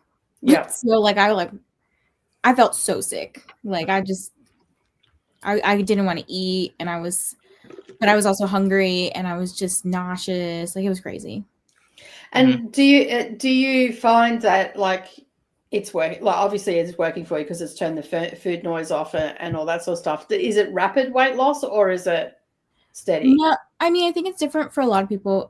For me, so I've been back on it for 6 weeks now, I think, and I think I've lost 6 or 7 pounds, so like a pound a week, which is normal. But I also eat sweets, so like balance. Okay. It's holiday time. So what coping strategies are you going to put in place when you do eventually come off it and go on? You haven't got there. It's fair. I've just asked. That's why she's reading the book. Yeah, no, I'm on like I'm 23% through. So they're just kind of like giving you the introduction of how GLP-1s work and like some of the research behind it. And then the next so the little sub line to it is a 10-week playbook for stopping GLP-1 medications without regaining the weight. So I'm assuming they're going to take us like step by step or give us like a 10-week plan of what you're supposed to do. I would totally try this after I'm done taking these meds. But so has your doctor put anything in place for you for afterwards?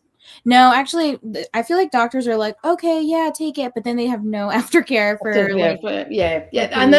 and that's what I was curious about because there's a few of my friends that have done I don't know if it's that actual one, but they've used the injections for weight loss and all that sort of stuff because for whatever reason they wanted to do it, but no aftercare, like.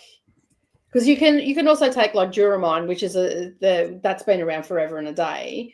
That's the same sort of thing. And like I put on an incredible amount of weight when I went into menopause, and it was actually like hurting my knees and stuff like that. So I went and see my doctor, and I said, look, I'd just like a couple of months worth of Duramine so I can get things under control and all that sort of stuff to stop the weight from going on.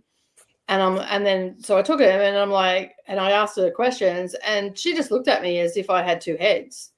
And I'm just like, okay, good to know on my own, like sort of thing, like, so I was just wondering, like with the injections, do they give you any sort of aftercare? But obviously no. What this book is hinting at so far though is when you're going to stop the medication, it usually takes about 6-ish weeks on average for those symptoms to like come back, like feeling like your appetite is like returning and your food noise turns back on.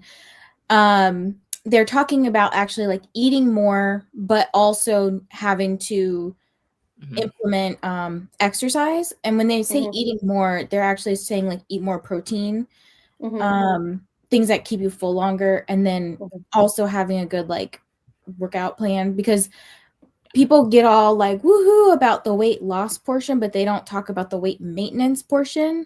So like, and that's the biggest part of a weight loss journey. Yeah, that's like the bigger success. Yeah, like that is the biggest, like it is the key part of any sort of weight loss is maintaining. No, so yeah, and so you're walking and doing all that sort of stuff, and you go to the gym. You said you got a PT, don't you? Yeah.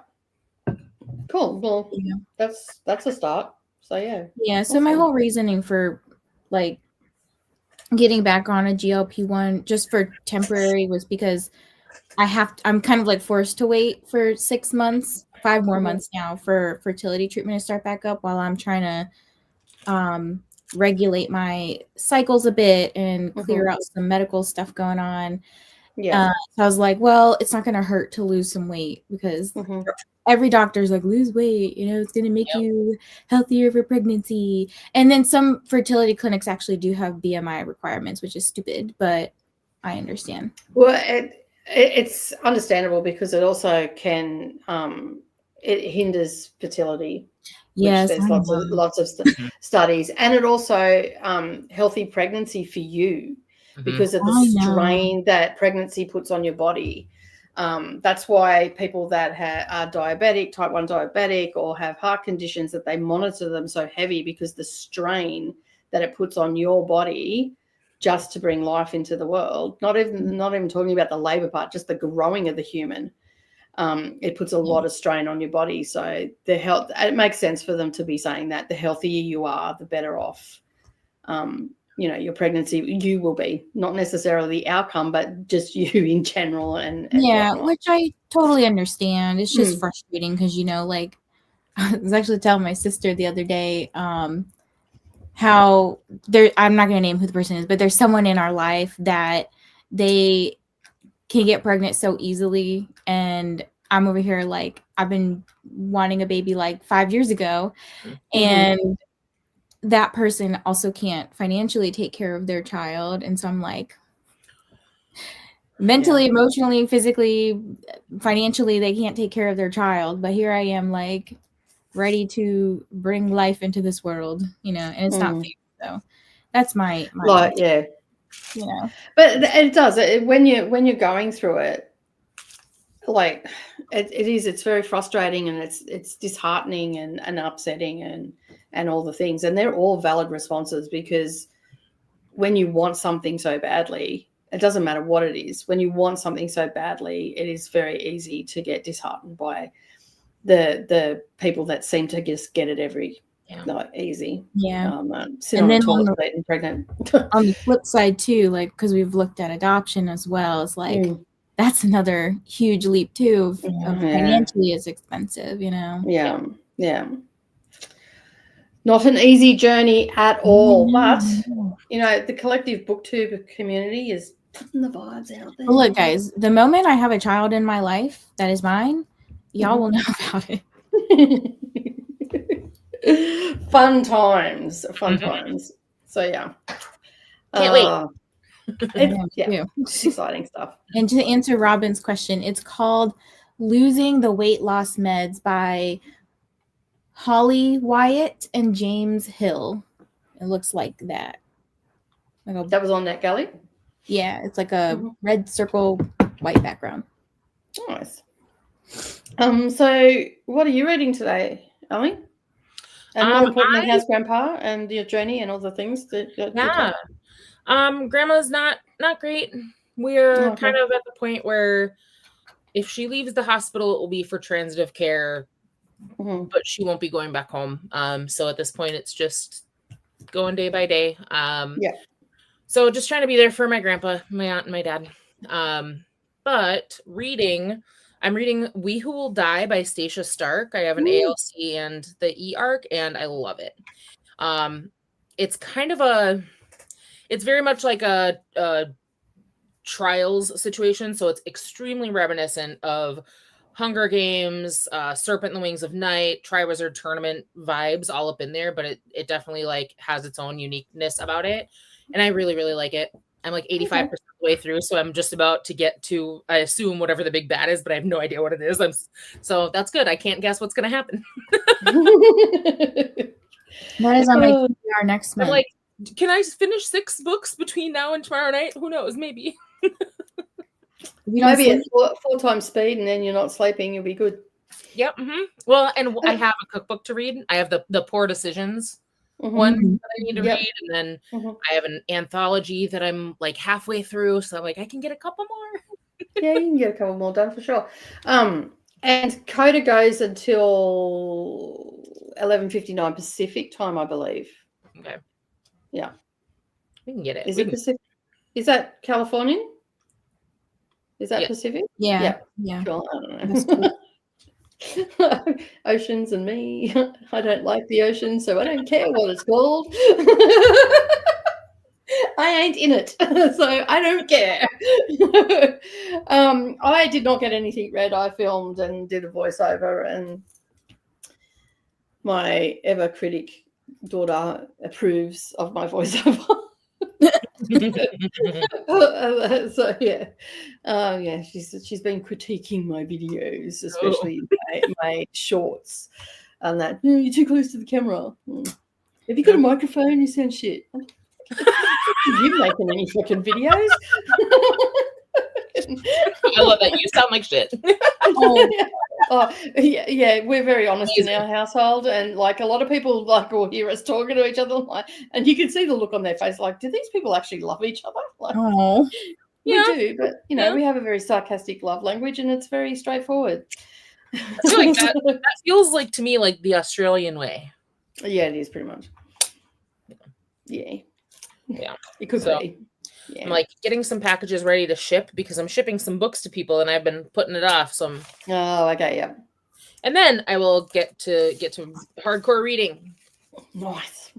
This is the reel that Vanessa we were talking about. My titties out. Titties, let's just clarify, titties are not out. Cleavage is there, but titties are not out. They're just kind of propped up a little, Yeah. They're perky. Prominent. Perky. Well, hello. Is that what you commented on it? No, I didn't comment. I was going to, and I'm like, yeah, the people around here don't know me that well, so I probably shouldn't. Everyone who's like looking at adding Vanessa to their influencer team is going to be like, what engagement is she getting on this video? I feel like we crossed over to a different platform at one stage there. Okay, well, speaking of engagement, okay, I look at what I'm always very curious of what posts people will like share and stuff. Mm-hmm. That post, for whatever reason, was shared 327 times, and I was I'm like, telling you, it was people sharing this too. People are about the titties, I'll tell you what. It's the perkiness. Everything else is maybe like 3, 4, like okay. I feel like I gotta go share it now. Absolutely.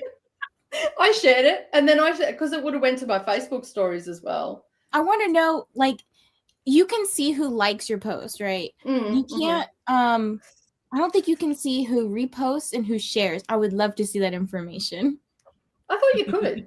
I can. I can see the specific names. Oh, okay, yeah. Well, because when I click on a reshare, it brings up the person's on the reel or whatever. It actually brings up the person's profile picture, and then they all group together. The more that you get, and then you can click on that, and then it'll show you, I think. Okay, I can see the reshares, but I can't see the repost. I can't see the shares. So the stories or where they're sharing them to, that's what you can't see. Yeah, I guess so. Yeah. Yeah. You should, because I can go through and see who's shared mine now. Mm-hmm. How am I doing it?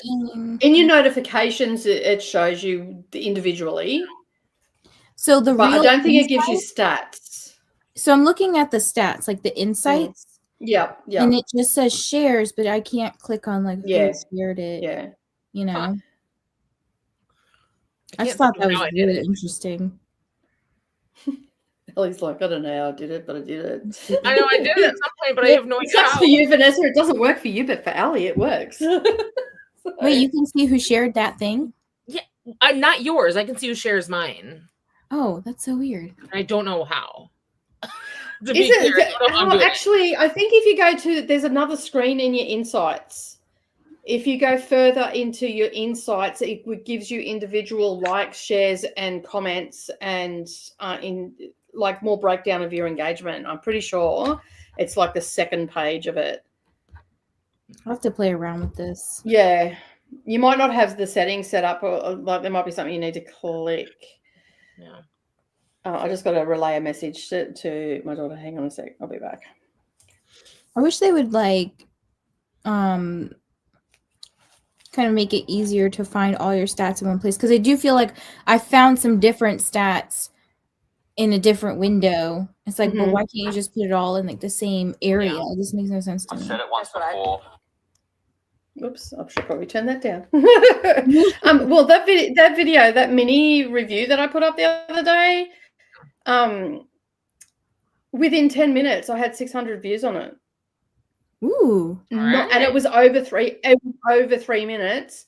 But here's the kicker. It wasn't on Instagram. I only had like 37 views in the first 5 minutes or whatever it was. That was all on Facebook. Oh. But I actually got people that followed me from Facebook. It was I think it was 540 in the first 5 minutes on Facebook. On that, I'm like, oh, damn. That's pretty cool. Never had that happen. And like after getting the message from Instagram, we will not be pushing this out to new audiences. I'm like, well, yeah, you did. Because I only have 78 people on my Dusty Book Sniffers on Facebook. So evidently you pushed it out to a whole shitload of people. Yeah, someone made a mistake in the back of the house. Yeah. Like, I'll take it, thanks. Yeah, because it's got 600 and something views on it now. 667. That's awesome. Oh yeah. And that was the one where Savannah says, the sound's shit. You're too close to the camera. I just looked at it, I'm like, yeah, I see you doing videos. Yeah, sure. So there is another place. I'm just trying to find it. The actions, comments. The other thing I found is if you go to your the 3 bars at the top right, click insights. Then at the top it'll say like views, interactions, new followers, content you shared. So if you click on like new followers, for example, you can scroll down and you can like see most active times, what gender, what ages, locations. Yeah, but I don't see anything about shares. Yeah, you can't click on anything on that first page for sure, the real insights and whatnot. So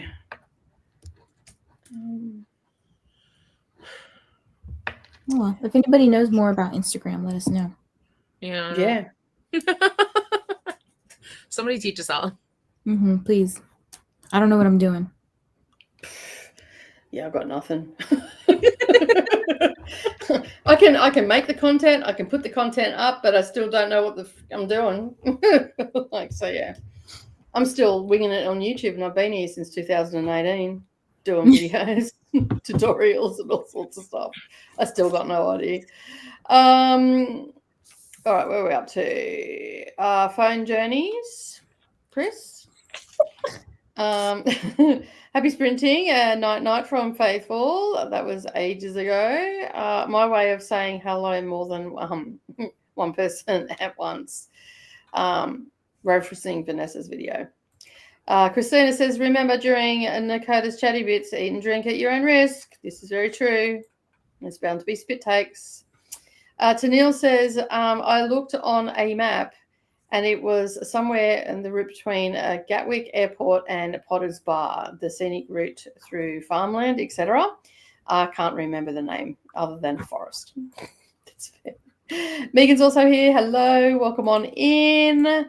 Holy crap, I was thinking to myself, I need to get ready for bed. I'm so tired at 7:30 p.m. Oh, I can relate to that. I could cut a nap now, to be honest. Mary's also here as well. Good evening, folks. I'm reading my 25th and last book of NetGalley November, The Taking by Dean Koontz. Nice. Good job. Well done. Have you got access to how many books were read, Ali? Total. I can pull it up. Oh, I do have the tab open, so yes. Because every time I look, I feel like it's so many more. Total that have been submitted are 382. Okay, that's not too bad. I know I have to submit a couple. I've got one that I finished on Friday, and the one I'm reading now. Well, and if I try to count like just yours, it's a big list. It's about 40 books by my reckoning. Yeah. It's only 34 submitted. Yeah, because there's some that I started before, and I don't think I've submitted those ones. Got it. So definite ones that I started and finished this month, it would be sitting at 34, and then there's also double ups, and then there was some cookbooks and stuff that I didn't submit. So yeah. There's like going through the form. If I sort by a name, it's like there'll just be blocks of one person. I think you might be the person who's read the second most books. Yeah, Jamie would be the other one. No, Jamie. I don't know if Jamie hasn't submitted all of their books. Yeah, Jamie and Robin are having competition, I reckon. Well, both of them need to submit more then, because not both of them are behind you, and then you're behind Bookish Owl. Oh, okay. Yep. Cool. So, cool. Yep. People get them in, and then I'll load everything in for those final numbers.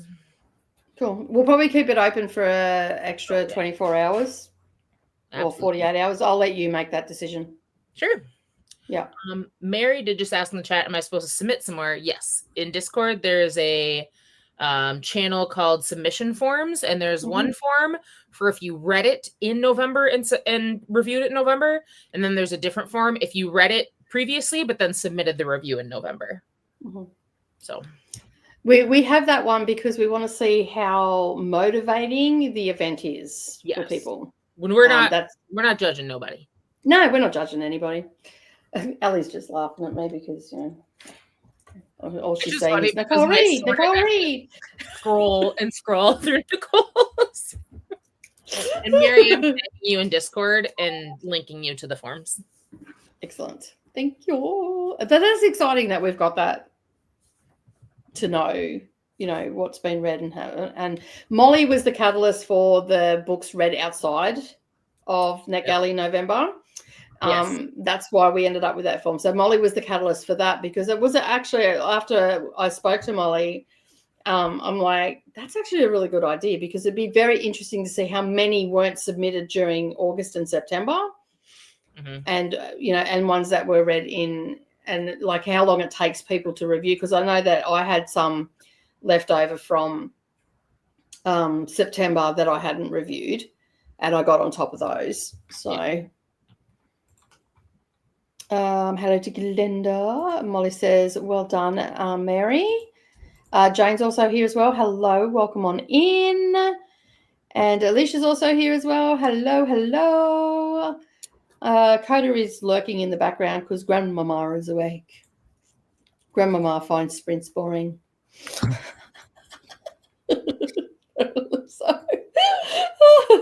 All the hellos are coming in for Ali as well. Glenda got to 30% in High Price of Freedom, nonfiction November one. Hello to Ellie from Christina and Alicia from Christina. Robin says, just getting my diamond painting area together as well as best lighting and angles. I saw the post in Discord. Robin, you're so cute. Robin's just like living her best life. I'm gonna be Robin. It's awesome. Got to 38% in Parallel Lives. Currently a chapter about the English guy trying to work out dating and girls after childhood of constant boys and boarding school. That'd be funny. Oh, sorry. I shouldn't laugh at someone else's expense, but hey, that'd still be funny. It's a little funny. Got to 18%. Are you leaving? No. Can I help you? Hang on a second. I'll remember what I was going to say in a second. She's the grandma of the family. She'll come in, she'll look at you as if you're supposed to know exactly what she's there for. And it's like, can I help you?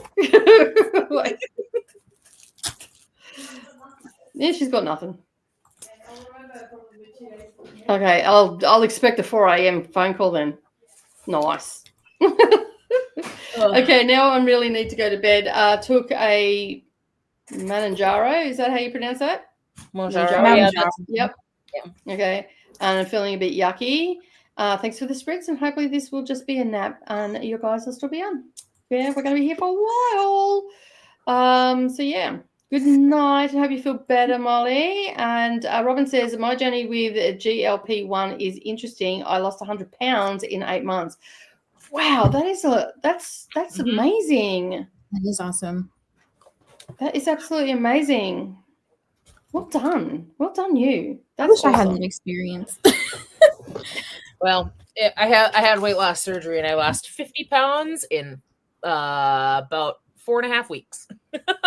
Shit. I don't recommend. I was going to say, I wouldn't recommend that. No.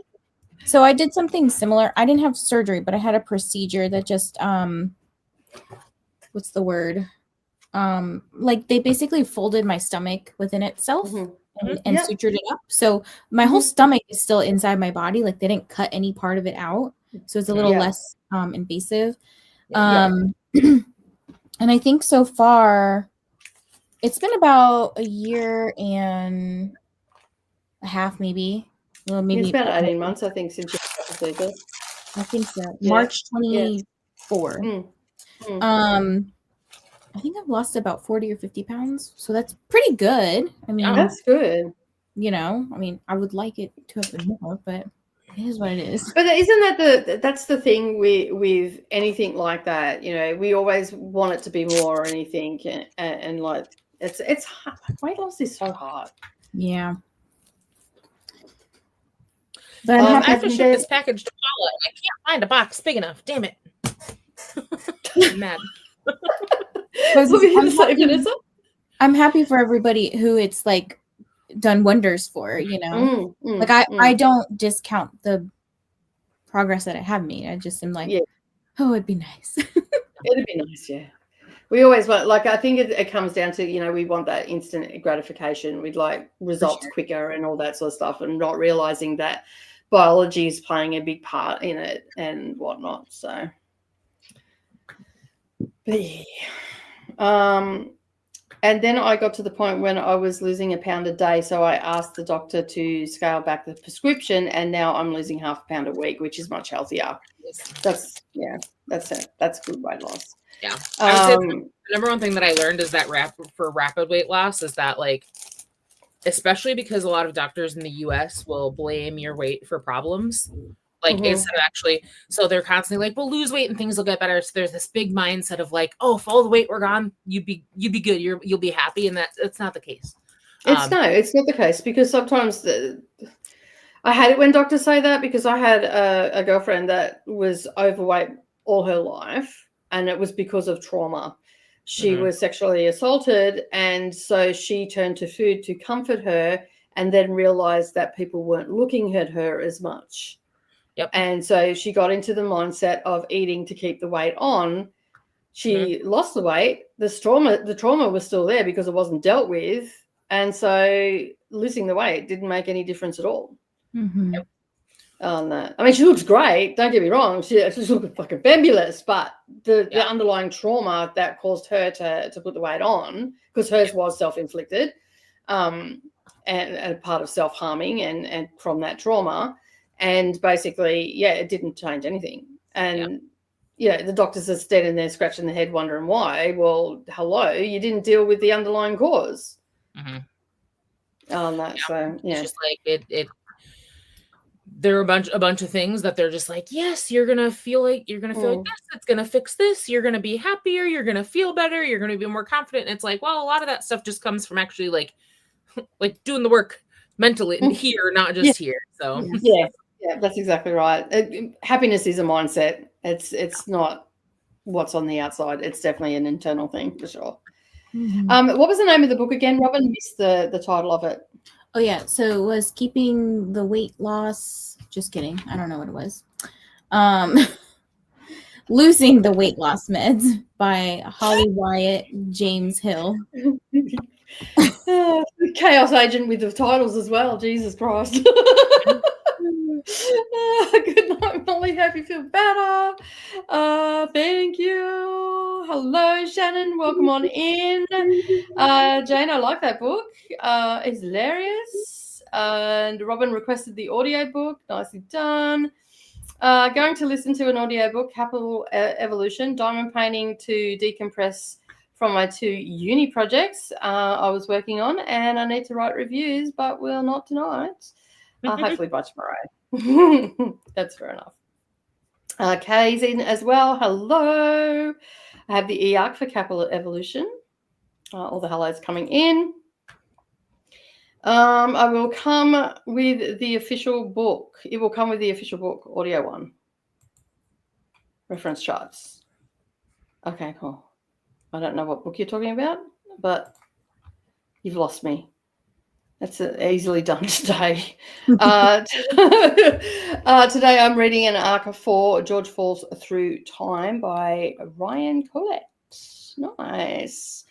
Jean has an hour left of Grave Robber. Nice. You should finish that in the next sprint, most definitely, says Shannon. Google and found this. Currently, Instagram only lets users see who shared their post to stories. It doesn't notify or reveal when a post is shared past direct messaging due to privacy policies. That makes sense. Yeah, that does make sense. That was dated May 2025. So don't know if it's changed since then. So thank you, though, Megan. That we appreciate that. Ali, Shannon says, I have a ton for you tomorrow. Oh, yeah. What I'm understanding from comments is that I'm definitely not pulling stats today. I'm waiting until people get all those in because we're about to get a flood. Yeah. So you make up your mind when you want to close off the stats and just drop that into I think you can have access. I think you've got access. If not, maybe Vanessa, can you give Ali access to the submission form channel? Mm-hmm.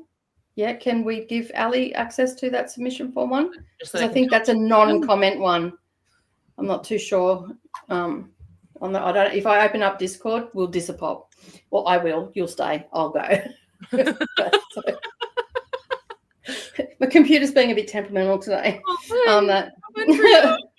Yes, that's what I thought too. I'm like, great. I just want to transfer some files. I didn't want to actually open anything else up. But all right, no worries. We'll be doing that today.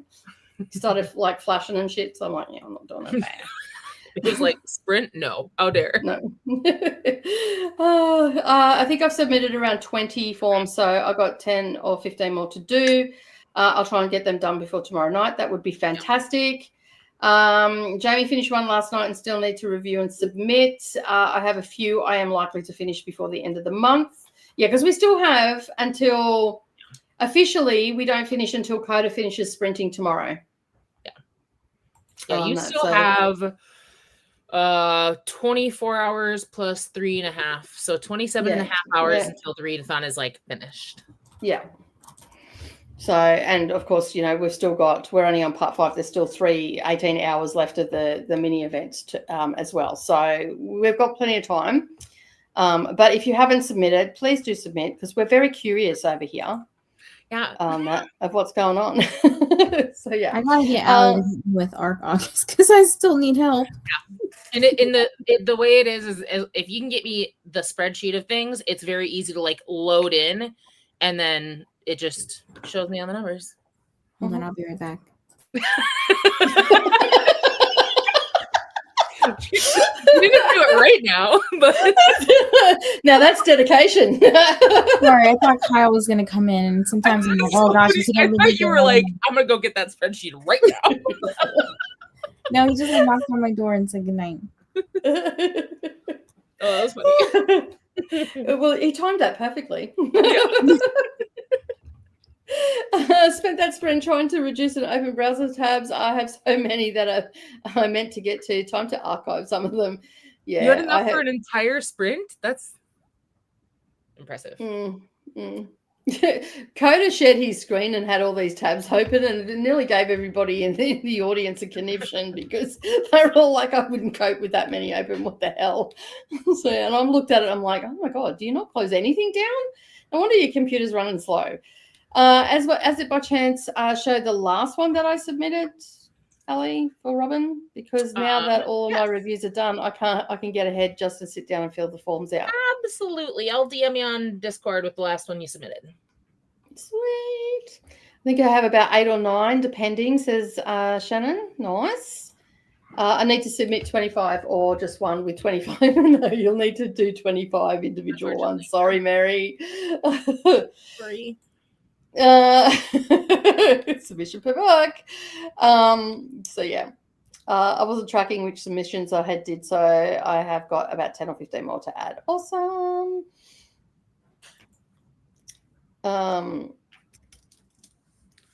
Kids are in bed and everything is done, so I'm good to read. Nice. That's the best time of the day. I am skinny and I still have a lot of medical issues. Weight is usually a symptom and not a problem. Yeah, that's exactly right. I totally agree with that. I shifted over the past few decades to thinking in terms of fitness rather than weight. Yeah, same. I did that in my 40s when I went into perimenopause. I hit the gym hard and I learned a lot about my body and what I can and can't have. In the way of food and what like I'm a carb addict. So if I have carbs, that will trigger an eating binge in me. So I have to have lean protein, high dense fiber, and my body runs on 8 cylinders. Whereas if I have carbs, I'm only firing on 7. So yeah. I am a fluffy. I was skinny most of my life, and I need to get motivation to lose it. You know what? Walking out in the neighborhood is the best place to start. Going for a walk, even if it's only 5 minutes after your meal, is the best time to go for a walk because it gets your digestion moving, which means you'll digest things, you'll feel fuller quicker, you'll stay fuller longer, all of those sort of things. So yeah. I am submitting my books for most of the recent read backwards. Hopefully that will help me remember where I left off. So there might be an overlap at one point. I don't think I've overlapped any. I know I've missed a couple, but at this point, I don't know which ones they are. I know that there was 3 that I didn't submit because I read them outside, and I don't think I submitted them on the other form yet. Data will still be the same because I use spreadsheets. I like this game. 147 tabs, nothing.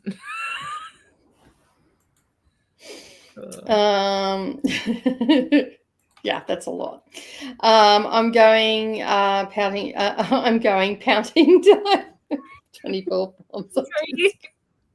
It'll go really quick. I'm so sorry. But I thought I made it clear about submitting the forms, but evidently I failed. I'm so sorry, everybody. I failed you. Lily says, I've put on 10 kilos since starting contraception, and it's something I have been struggling with mentally as I'm trying hard to lose it, and it's not working. Do you know what? When you start contraception, yes, you will put on weight because it's essentially putting pregnancy hormones into you. Yeah. So it is natural for you to gain that weight. So my suggestion to you is to do what Jamie was saying, focus on fitness. Mm-hmm. Focus on fitness, not on the weight. If you can walk upstairs without getting puffy, with that extra 10 kilos, just focus on your fitness, build strong muscle, all that sort of stuff. And I would say, like, if you're in the US, it's also worth advocating for a doctor who's going to treat you for what you're experiencing and not just treat you as a number on a scale, because I've had a lot of doctors who have been like, well, it's probably your weight. And I had an autoimmune disorder that went undiagnosed for 10 years because they kept just telling me to lose weight until a doctor actually diagnosed me correctly. And it's worth advocating for yourself for that. Yeah. So, and there's many different reasons why, you know, you put weight on and all the rest of it. But the most common one, like the 10 kilo, that's average. That's about normal for contraception. That's about the amount that most people put on when they first go onto it. And just focus on fitness, because you're better off being, okay, so with weight loss, that you can actually do more damage for later on in life if that's what you focus on in your younger years. Because what can happen is you can end up, I'm not a doctor, but I've done a lot of research on it. You can actually end up damaging the calcium supplies in your bone that build strong bones. Okay, so you need to have those. If you focus on fitness, like strength training and all that sort of stuff, you'll end up setting yourself up for later on in life for a strong body and a strong physique. And that's what you want when you're older, because if you've got weak bones and you've got a weak physique, then you're more prone to falls, breakages, hospitalization, all that sort of stuff. So strength training and pounding the pavement is with a cute little Daisy dog, because she's so adorable. Yeah, different pounding in my head. Okay. Yeah, I know. I seen that smile. I caught it. I seen that grin. I'm on to you, miss. I'm ready to not miss, okay? I can't wait. I just did my TBR, and there's 2 Smuggler's books on my TBR for the bingo prompts to work it in, so I could give you some shout out and stuff. And I'm like, I cannot wait to get to my book. I've been hanging to read that. And I'm like, and then I read Brooklyn's. I'm like, oh, I think I might be down for that one too. I might put that one on the bingo card. So yeah. Some of the picks y'all picked, I was like, okay, all right. Damn. I was watching a video going, man, we're a dirty bunch. Are you surprised? When they were coming in, really. I was like, all right, half of them are giving me like super sweet contemporary holiday.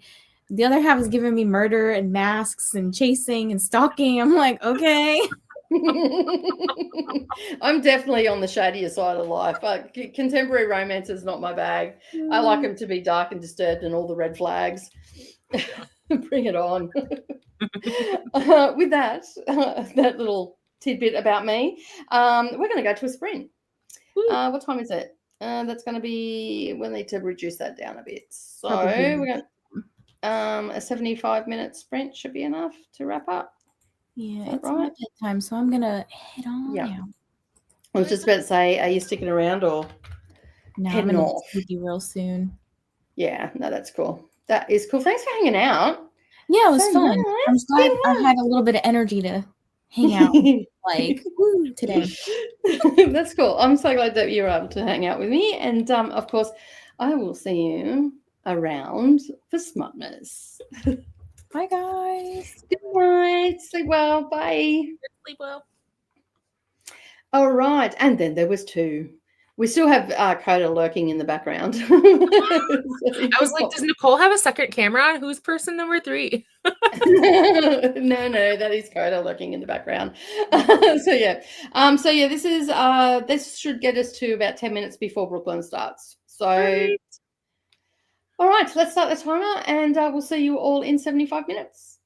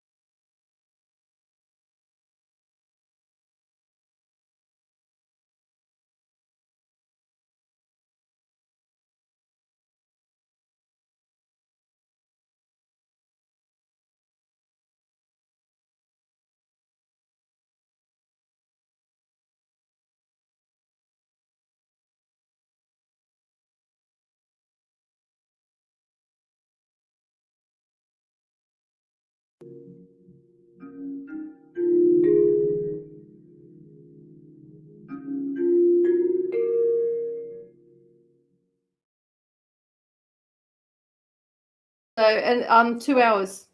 2 hours? Cool. No worries. Awesome. Yeah, I miscalculated. Obviously, I know math. Very good at it. Oh, yeah, not today. I'm not. How'd you go? I'm good. I have 30 minutes left in my book. Oh, nice. Cool. And it's a twofer. I have it on audio and ebook. So Bonus. yay. Bonus. But you only submit one book for the stats. Well, yeah, but getting 2 on NetGalley is great because I have exactly 100 approved books. So every single submission is 1%. It's great. Oh, nice. Nice. Look at you go working the system. I'm gonna be so close to 80%, but I'm probably gonna get to like maybe 76, 77%, but I'm gonna be so damn close. But still, what were you at the beginning of the month? 57. Yeah, so that's still good. I've gotten approved for 8 more this month, and then so far I've sent in 22 reviews. Okay, cool. So, who are you 3 away from getting your first badge? Well, oh, sorry, no. That's just for this month. Total. Oh, okay. Yeah, total reviews. I'm at 71. So. Oh, okay, cool. Nice. Now I understand. See, I'm not supposed to work on Sundays, so brain's not firing. Okay. Yeah, it's math and talking. That. Yeah, talking. Knowing what day it was. Earlier, I said Monday instead of Sunday. Everybody corrected me on that one. You know, like. So yeah. You know, when you've been online every single day, I know, and then some days you just like the brain's just not braining.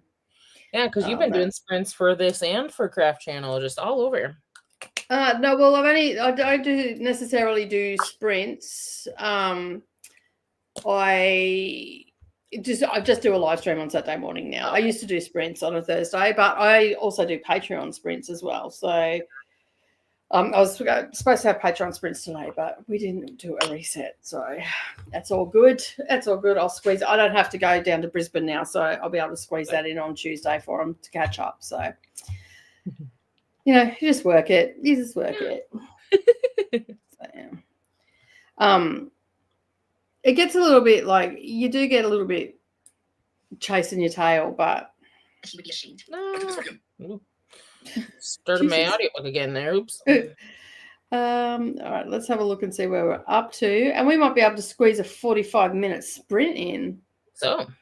Yeah, I don't know what I was thinking. Evidently, I can't tell time. I went and I was like, oh, we're going to have a lot of time left. You know, like if Coda was here, it wouldn't be a problem. That once we all start getting to it, and like me, you, Coda, I throw Vanessa in there as well, a couple other people, mate, we've got a party, and that hour goes quick. It goes quick. So, yeah. Like even this morning, I wasn't even planning on speaking for an hour. We went over an hour still. Like, oh, yeah. It's so easy. I feel like it's so easy to go over an hour. Yeah. Yeah.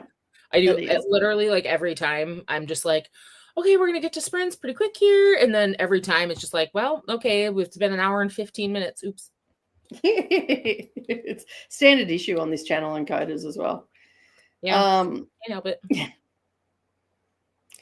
Robin says, I don't mean to make extra work, but I am working my way backwards. I'm going to stop in a few minutes. I've just submitted 6. That's all good. That's all good. Jamie says, being slightly overweight with a healthy heart, lungs, and immune system, etc., is fine, and you'll look good. Still look good. That's exactly right. Also, muscle weighs more, so you gain weight when you get stronger. That is exactly right. Very much true. Let's see. I start in the gym tomorrow. Actually, I've got to go and check that this afternoon. Make sure that has been swept out. I've got a gym in my backyard, so I start at the gym because I'm going to be doing a lot of walking in the UK, and I feel like I should probably get a little bit fitter for that. So, 30-day shred coming up. All right. So, yeah, I'm up to 200 squats a day. Oh, my God. Nice. Yeah, so I do 100 in the morning in the shower. I mean, I'm in the shower standing there watching myself. I watch myself and then I do 100 squats. And then just before I go to bed at night, I do another 100. Right. So I'm up to 200 squats. And this coming month, I'm adding in leg raises and sit-ups and crunches and all that sort of stuff. Huh? Very nice. With the crunches, yes. Look at me like that. Like he was just about to pounce on me. Yeah, so I'll add them in and then I'll do the elliptical trainer because there's lots of stairs and stuff that we'll be walking up and the treadmill. So I'll do an hour every morning. So yeah. It's been a while. So, I may turn up to sprints very sleepily. I just need to go and have a nap. Just a little bit. A little tired. If I don't come back, yeah, I've fallen asleep. Sleep sweet, Molly and Vanessa. A good night, Vanessa. Sleep sweet and take a sleep. Well, yeah, good sleep. Yeah, you know what it is. We're having Thanksgiving leftover and fell asleep, says Christina. Kay says hello to Christina as well. And hello, Ashley. How are you? Just got home from my parents for the evening, and I'm not sure what book I'm going to pick up next. Well, welcome on in. Got other choices? Like, what are you deciding between? Yeah, I was just about to say that. What are your choices today? Hello, Ashley, and welcome. Robin says, okay, I hope I got them all in. I should have 33 forms submitted. Yep, and she does. Yep, 33. I've got to double check mine. Because when I did the math the other day, I should be at 38 submitted. I can look at that. Yeah, 38, and then I've got 2 to submit, so it'd be 38 to 4. It should be 40 when I do these last 2. I currently have 35 from you. Okay. Unless you've started spelling your name wildly wrong. That's a possibility. One time you did without the E, but that was just one. Yeah. But yeah, I can send you the list that you've submitted. Cool, thank you. That'll be great. Hello to Shannon and Glenda. At least then I can go through and go, all right, okay, that one there. Because, like you get on a roll and then you get a phone call and then you think you've done it, but you haven't. Oh, yeah. I'm trying to do that for just keeping track of what I've created a graphic for. Mm-hmm. And then I upload a crap ton of graphics for my mini reviews. And I'm like, I don't know which ones I actually posted. A lot of them. You can have them all again. Here you go. Also, Melanie, thank you so much for confirming. 6 is also here. I'm reading Miss Bourne. And hello to 6. All those are coming in. And Jamie says I got to 58% in my ARC. Nicely done. And fed the cats. I did 5 minutes of reading, a lot of talking, dishes, and cleaned the bathroom. Oh, that's a lot of things. Cleaning the bathroom is in one sprint. Sounds awesome. Yeah. So I mean, I'm off the floor. It's only a very small bathroom, so it doesn't take long. But I had to clean up after the cats. So yeah, so I did that, and then the shower will get done later because I just squirted the domestos in there and did a lazy clean. That'll ferment for a while. Get in there, breathe in some fumes, and be good to go. I'll be buzzing by the end of the day. Lady says I got to 24% in the Sunstone and the Hybrid Prince and convinced my hubby to go to McDonald's. I haven't had fast food in so long. Oh, McDonald's. I'm glad it's you eating it, not me, because that's just heartburn in a bag. I love McDonald's. I have the little McDonald's cup sleeves to keep my cups. Yeah, I can't eat it. It just gives me heartburn. A lot of fast food gives me heartburn. It's too much sugar in it, in the buns and stuff. Yeah. To be fair, I'm mostly just drinking Diet Coke. Yeah. I mean, I don't like the drinks and stuff. I get coffees and stuff from Macca's, but their actual food I don't eat because it's just and the salt on the chips, Jesus Christ. I don't add any salt to my food. Yeah. Additional salt, only what's already in it. And same as sugar, I don't tend to add too much sugar and stuff like that. So I take a bite of a fast food bun. It's like you're getting candy. Yeah. It's I think that's fair. Especially I do eat, I have eaten it, and I do eat it if that's nothing else there available and I've got to eat something. Yeah. But it's not a preference. Do you know what I mean? Yeah. And it's so expensive here too, so expensive. Their prices have gone up a lot here, crazy amounts. So Well, just for a medium-sized McDonald's meal, when I looked last, I think it was like $19 for a Big Mac medium meal. It was $18.95, so $19. And I'm like, for $19, I could feed myself for 3 days of dinners.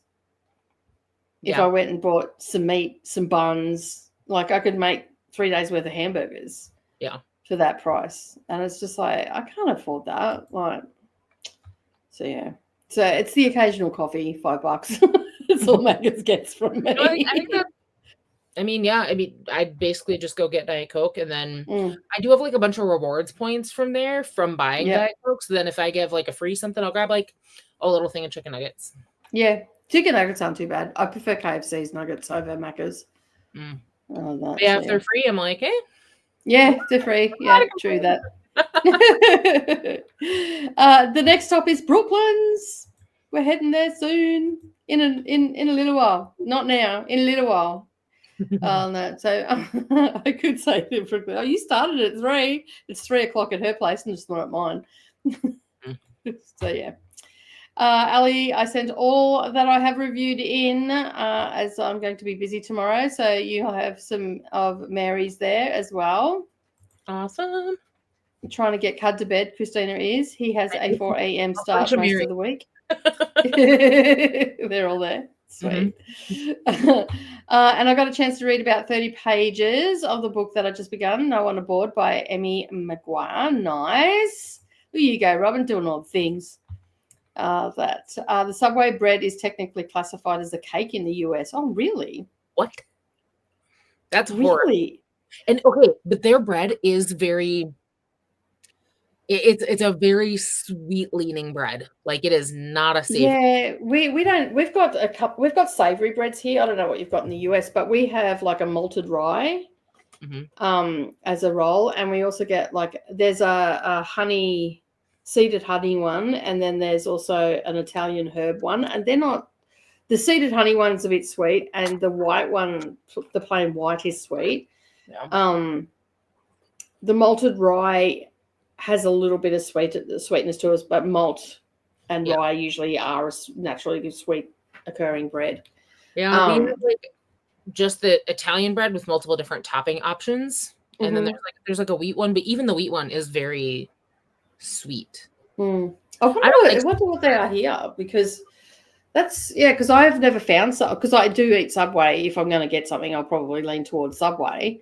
But I don't find their breads to be overly sweet, whereas the US has wildly different restrictions on how much sugar people can put in stuff. True, very true. And like we don't have half the stuff that you guys have in your food. Like we've had it's banned.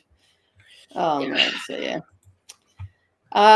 Megan got to 20% into a code code pink. No N on the end. There we go. That's the corrected version. I didn't realize I had so many to review. Yeah, that's the thing. It gets away from you very quickly. It's because of how much sugar is in it. I wonder what Australians is. Let's go pull it up.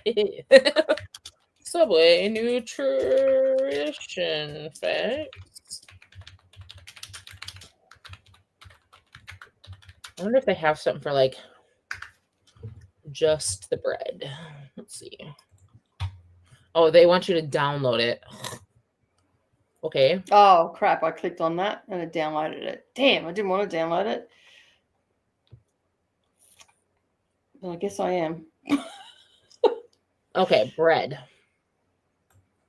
Oh, my God. What am I looking for? I'm looking for column sugars.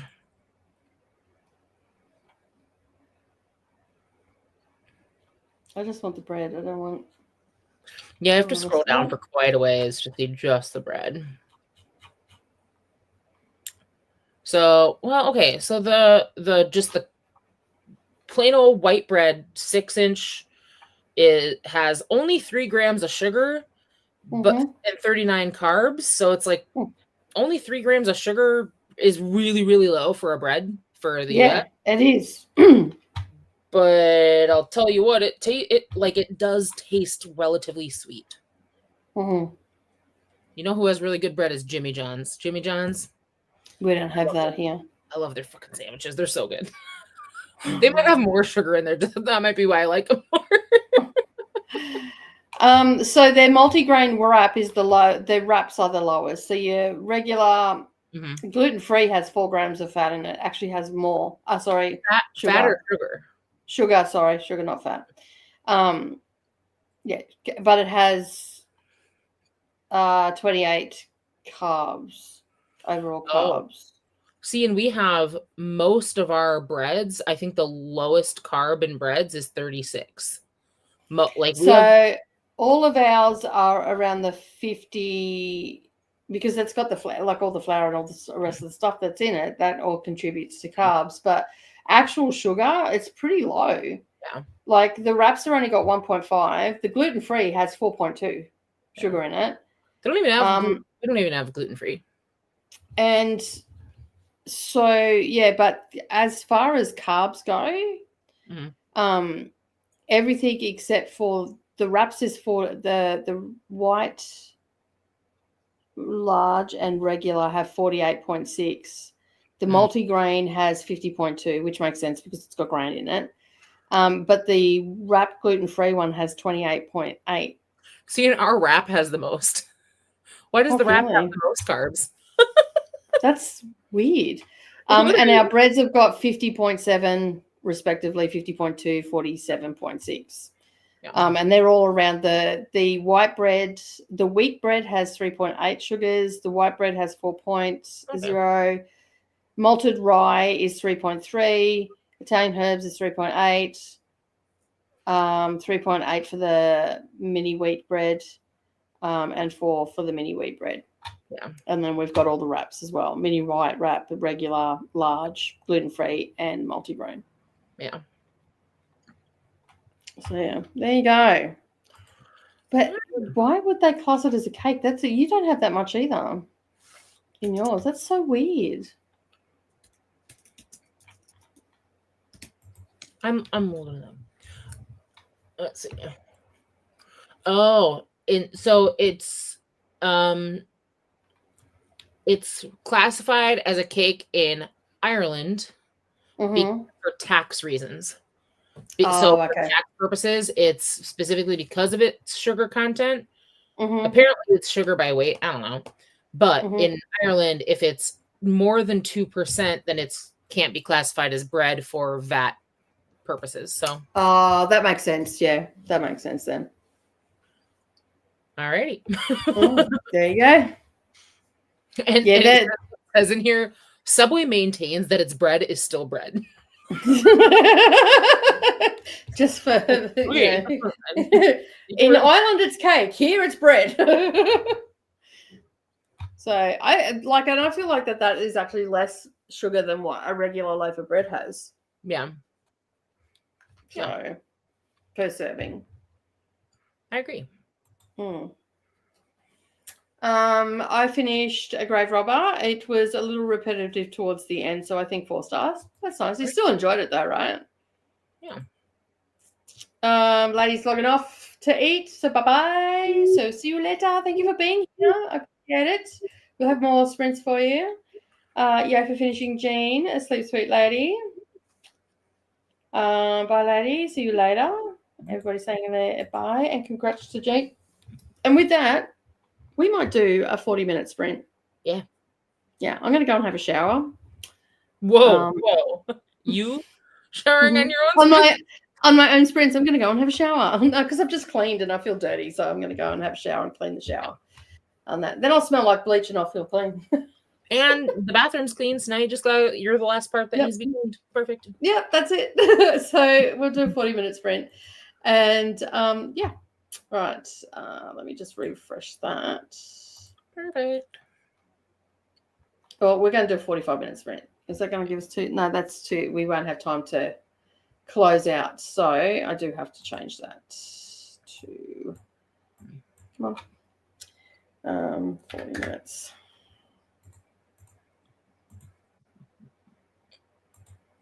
Come on, do what you're told. Thank you very much.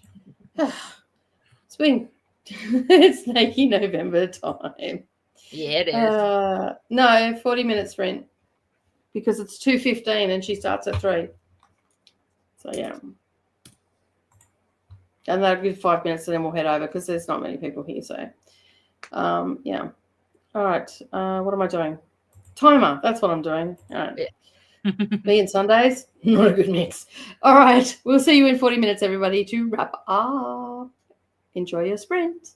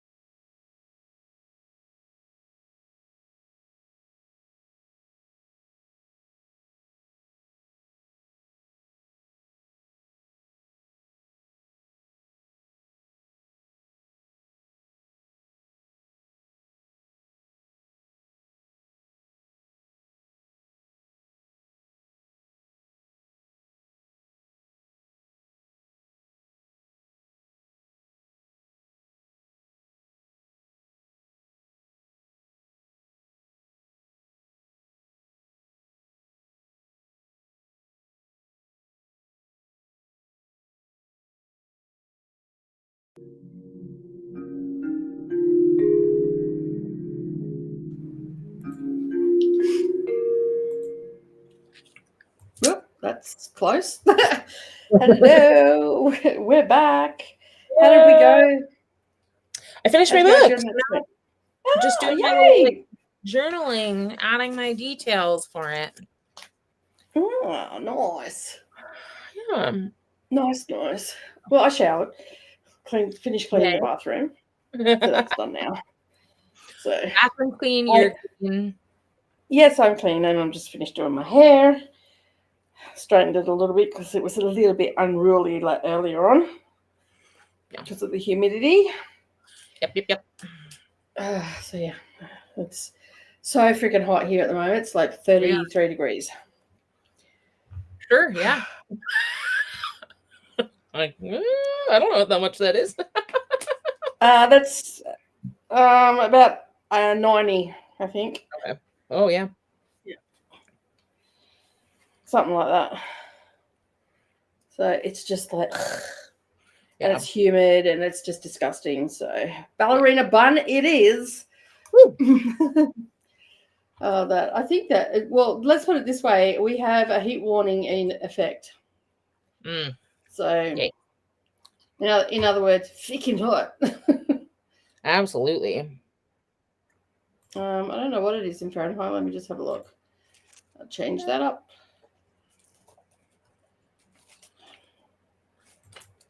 Okay, then don't. Doesn't like it's got it there. It's got it there for me to change it, but it won't let me change it. That's weird.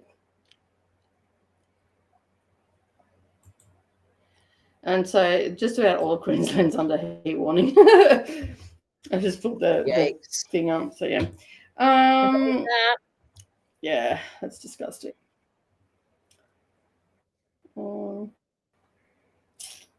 It's in effect until tomorrow by the looks of it. Oh no, the 4th of December. Great, that's what we need. Great. Perfect. Yeah, I don't know what that is in Fahrenheit. It's not letting me change it. So yeah. Thanks for hosting. No worries. Monique's dropped in. Hi, Christina. Just Kiwi's home. Yes. After a long day at work. I've got some editing to do. I just realized that, like, you can see my washing hanging in the background. Oh, well, you get that. These are all the things that you need to be on. Just, yeah. The next sprint is coming up, and that's on Brooklyn's channel. So make sure that you jump on the sprint train, and then that way you won't miss a thing and all that jazz. But welcome home. Just keep it. My comments are now not working properly. Kasha's like, hey, congrats on finishing your book, Ali. Yes, congratulations. Shannon's got 56% of the book done, 3 hours and 19 minutes left. Nice. Jean moved on to Unwritten Rules of Magic and got to 80%. Nicely done. And Jamie got to 62% in my arc and made some eggs with salsa on top. Microwaved a bit of souffle. Like a bit of a souffle this time. Nice. Amigos, Monique, what's happening? 91 Fahrenheit. Thank you very much. I appreciate that. Yep. Total fire ban at the moment as well. It's 33 degrees. Let's not skimp on that 3 degrees because that makes all the difference. So, yeah. I wish it was 3 degrees right now. How I'm feeling, like, make it hot. It's freaking hot. Even Brendan's like, I changed Neralee's wheels because she needed new tires. Sorry, changed her tires, and all I got is change Neralee's tires. Fuck, it's hot. Yep. that was the total sum of the message. I'm like, it must be hot. So yeah. With that though, we've got to almost to the end of the comments. Oh, dude, they just jumped up. Hello. There's a lot more. Christina, yes. -2. Now we're at 9. We're at -6 here. Yeah, I get down to -6 here where I live because I'm inland from the coast, so it gets quite cold in winter. So yeah, we've had some heat lately. Whew. Same. And storms flying through all the time as well. So yeah. Yeah. So it's wet, it's muddy, it's all the things and hot, and so there's all the moisture coming out of the ground as well. Not great. Yep. I saw this wicked egg souffle microwave recipe with mayo. I have to share it with you. Sure, I think you're in the public. Tasha, I think you're in Dusty Book Sniffers Reading Nook Discord. You could probably drop it in there, hon. I think that there's a food section there. There probably is. Coda's involved in it, so I'm guessing there is. Nicole, Ali, Vanessa, Coda, thank you all for hosting this leg. See some of you tomorrow for the closing sprints. Brooklyn is next, so go and hang out with Brooklyn for a bit if you want to. Making a baked potato now with all the fixings. Nice. We were watching this thing yesterday where they not yesterday, when was it? Must have been Thursday night, where they had all the different styles of baked potatoes. Damn, some of them look good. I'm like, I could go baked potato. Hopefully Brooklyn pops in and lets me know that she's ready to go. No, so yeah. Brooklyn's already live. Brooklyn, you're supposed to tell me. Yeah, Glenda just said intro has started. Just started the intro. All right, so we've got 6 minutes. All right, let me just mute that. All right, Brooklyn, come in and tell people. She was like, I would have just kept talking, waiting for her to turn up. time to go. Cake, so I started without you. So yeah. Partly cloudy, 67 degrees here in Houston. All right, I'm going to say goodbye. Head on over to she's ready. Yep, Brooklyn started. Yep, thanks for telling me, Brooklyn. All right, see you later. Check you later. Bye. See you on Brooklyn's. Bye.